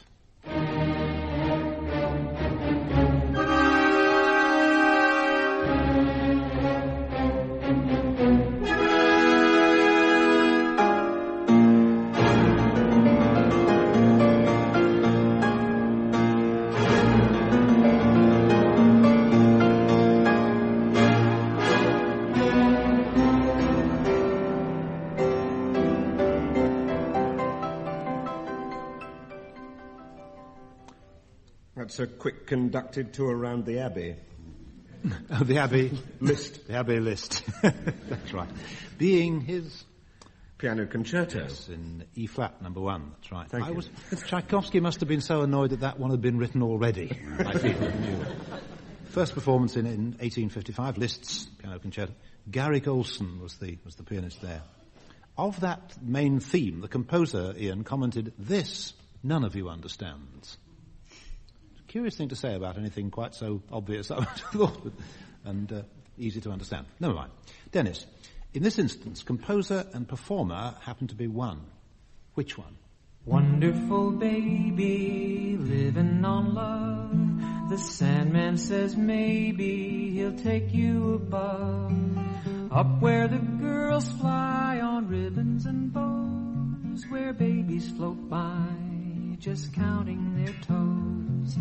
Wonderful baby, nothing but new. The world has gone crazy, I'm glad I'm not you. At the beginning, or is it the end? It goes in and comes out and starts over again. Charming song. Yeah, we had an unspoken understanding you were never going to give me songs of this decade. Yes. But that one actually sounds like a 40s song in a strange... It's got a tune, you know. Yeah.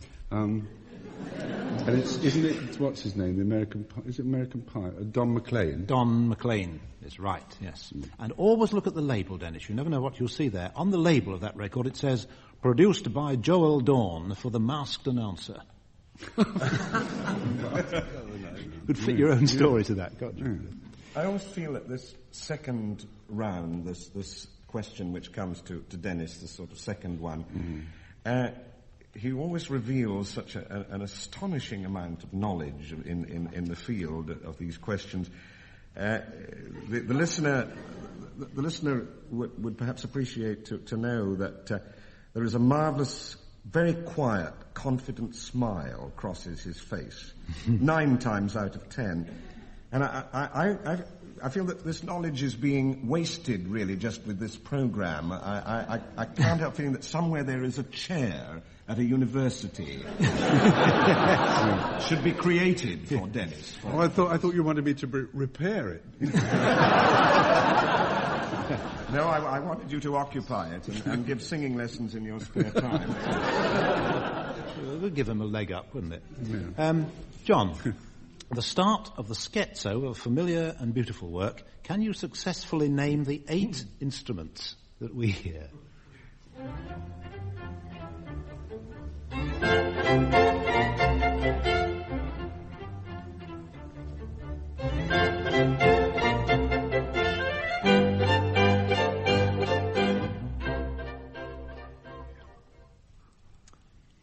Four of them are easy. Well, there's a string quartet. Yes. Violin 1, violin 2, viola, cello, double bass. Oh, well, horn, yes. clarinet, bassoon. That's it. Stop. Don't go any further. You mentioned a string quartet and instantly listed 5 string players. No, string quartet and a double bass. And a double bass. Horn, clarinet, bassoon makes 8. The Cleveland Quartet and friends on that recording of which piece? It's a small oct. The octet, yes, the Schubert's octet. Frank, there's a popular vocal record that begins... So long, Frank Lloyd Wright, I can't believe your song is gone so soon. I barely learned the tune so soon. So soon. Frank, rather surprising to hear a familiar name in that sort of setting. Whose record, and while we're at it, who was the Frank Lloyd Wright? It's... isn't it Simon and Garfunkel? It is, indeed, yes. Frank Lloyd Wright, arguably America's greatest architect. Yes. The Guggenheim Museum, among others, in New York City. Yes. This is a who and when round. Ian, who made the best-selling record of True Love, and within a year either way, when was it issued? Bing Crosby. Yes, Bing Crosby and Grace Kelly. Yes. And what year? Have a shot at this. 1915. Absolutely right. Right. And I'm going to give you a knock. So that's all right, isn't it? Yes. Be more specific. Just have a go. 1955? Near enough. 56. 1956. 2 halves equals 1 mark. Dennis, there I've said it again. Whose famous record and when? That's that bloke with a kind of built-in echo chamber in his sinus. I've said it. What can I say? Vaughan Monroe. Yes. Now, that would be in the 40s. Yes. 40, I think after about 1946. Yeah, 1945 the record was issued, so you've got the mark as well. John Amos, among the official million sellers is Tales from the Vienna Woods with the Blue Danube on the B-side. Whose version and when? I think it's Herbert von Karajan, isn't it? No, before Stokowski. then. Yes, Stokowski. And the orchestra? Philadelphia. Yes. Now, a date. 1932? No, later than that, actually. 1939. It had become a million seller by 1952. Half a mark, I think, would be somewhat generous. Frank, Petite Fleur. Whose bestseller and when? Clarinet, wasn't it? Yes, that's right. Played by Monty Sunshine. That's right. Not a forgettable name. With the Chris Barber Band. Well cudgelled from your memory, yes. And a year? That's a good question. 1947. 49, 51. No.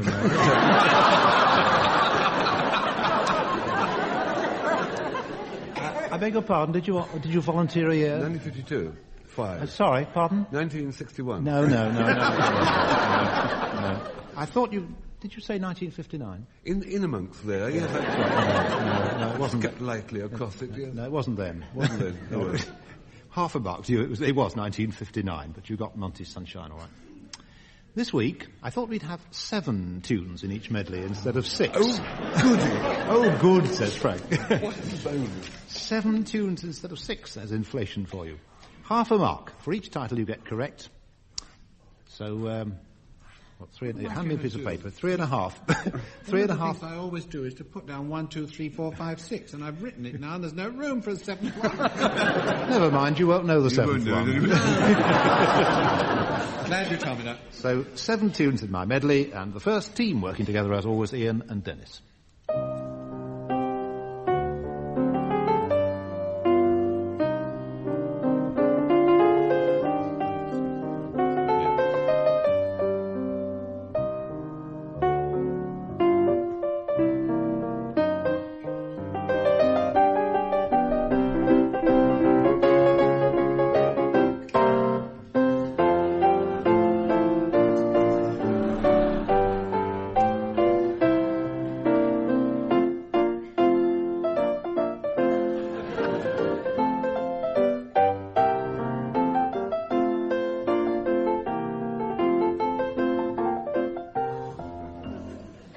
That. 7 tunes, Ian. Did you get Dennis might have got the first one. Butterflies in the Rain. Yes, middle bit of Butterflies in the Rain. Good, yes. Then? Then I got another nice... Maids of Cadiz. Yes, Les Filles de Cadiz, yes, Maids of Cadiz. Then... Yeah, well, I bet it's called Spanish something. Yes. Spanish. I don't know, but, you know... Dance. There's only one word, only one Romany word missing. Spanish something dance. Omelette. Try omelette.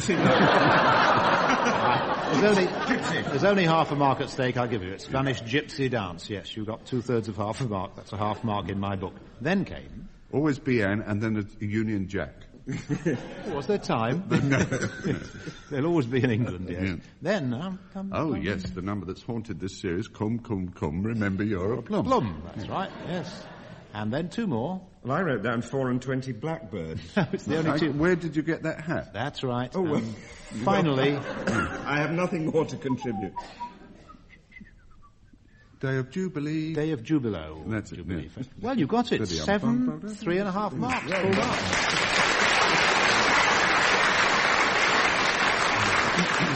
This is a medley, a waltz medley. 7 tunes again for John and Frank.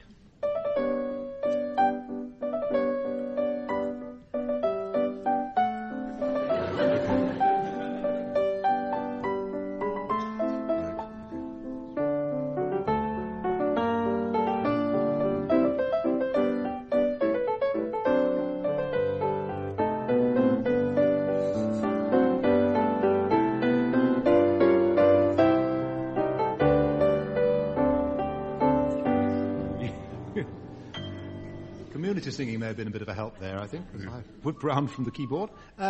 John, the first one. No. No, I've just got to guess between... Yes. It's not Scala di Seta, Barbara of Seville, Cenerentola, or William Tell. That's easy. So it must be either Tancredi, Siege of Corinth, Elisabetta d'Inghilterra. I don't really know. I can't remember. Nobody could have mentioned so many operas without mentioning this particular one. No. Ian's waving his wings. Madame Butterfly. The Flying Dutchman. Didn't I say Gazzaladra in the middle of that? Flying Dutchman. Flying Dutchman is lovely, yes. No, it's... Thieving Magpie, Gazzaladra. Music by William Byrd, you might have said. Right. The Thieving Magpie or La Gazzaladra. I think we give him the mark, don't you? Yeah. Happy birthday. Happy birthday to you was the second one. Then... Daring Young Man with Flying Trapeze. Yes. Oh, How We Danced the Night We Were Wed. What's it called?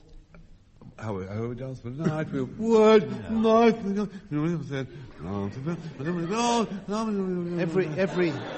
Every year they sing this tune, Frank. The annual. The annual song. The anniversary. The annual song. No, it's the anniversary song. You really can't have the annual waltz, I'm afraid. No. Then came, very briefly... Mezzo from a Skid Sodsko from Mendelssohn. The Netzo from the Skid Night. Yes. Scherzo from Midsummer Night's Previous Dream. programme refers. That's right, yes. Then... There's a bright golden haze on the meadow. And the title... Oh, what a beautiful morning. Yes, thank you. And the last one... Don't know. A chord in G, I thought. The last one, the audience was... In the Shade of the Old Apple Tree. You've got 1, 2, 3, 4, 5, 2.5 marks.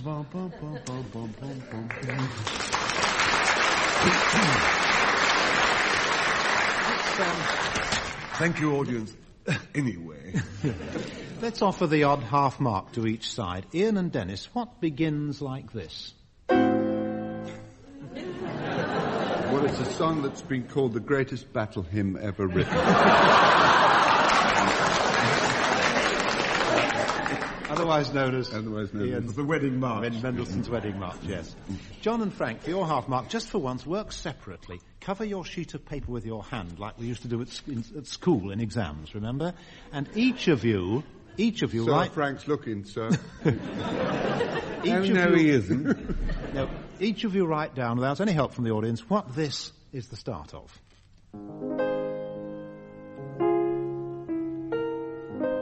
Got it. Now, what is it, Frank?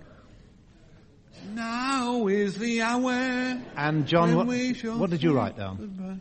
I'm writing down Chopin Nocturne. Yes. And you're both right, because that's actually the start of the A-flat Nocturne.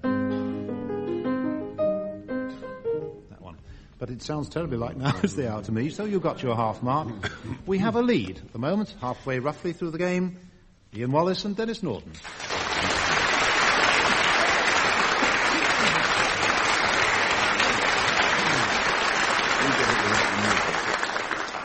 This round concerns composers paying homage to one another or writing music in memory of someone famous perhaps in another field of endeavour.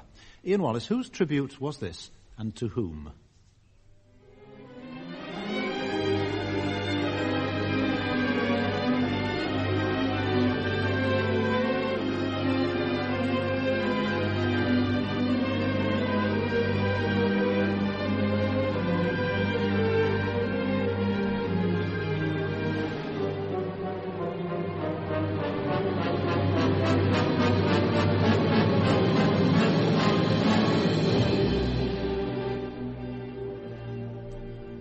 Ian, it's very difficult, so let me help. Very difficult. There's a sort of feeling that it might have been a tribute to a very fine engine driver who just, in fact, overran the buffers there. Well, I'll give you a heavy clue by saying that the dedicatee lies in Red Square, which the composer would reach by Oneidin Line. Is that a help? Yes, that's a great help. That makes the composer Khachaturian. Yes. And the dedicatee? Well, presumably Lenin. Yes. Ode to Lenin by Khachaturian. Why don't we give you a mark for that? Why not? Why not? Why not? There's no justice, I tell you. No justice at all. Dennis, homage from one jazzman to another.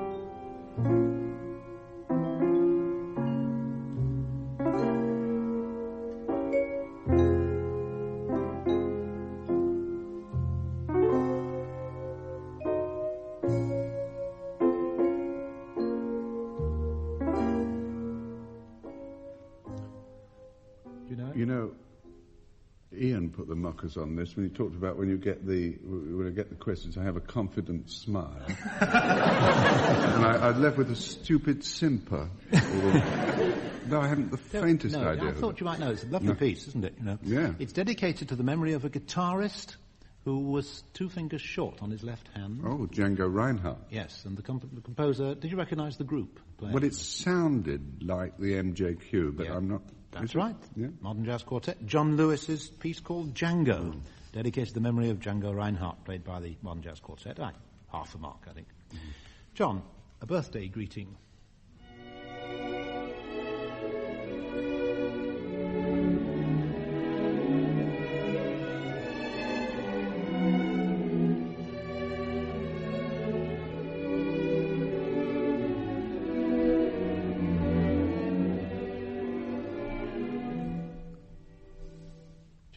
Serenade which Peter Warlock wrote for the 60th birthday of Fred Delius. That's right. And when I was a student, we all wrote music like that all the time. Yeah, so did I. Yeah. I can't remember whether I've told this homage story. You know that when the composer Meyerbeer died, his nephew fancied himself as a composer, and he wrote a funeral march, and he took it to Rossini for his approval. And Rossini listened and said, "Yes, very nice, my dear fellow, but don't you think it would have been better if you had died and your uncle had..."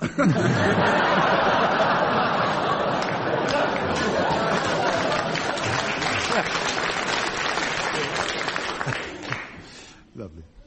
Frank, homage from a crotchety critic to a very clubbable man.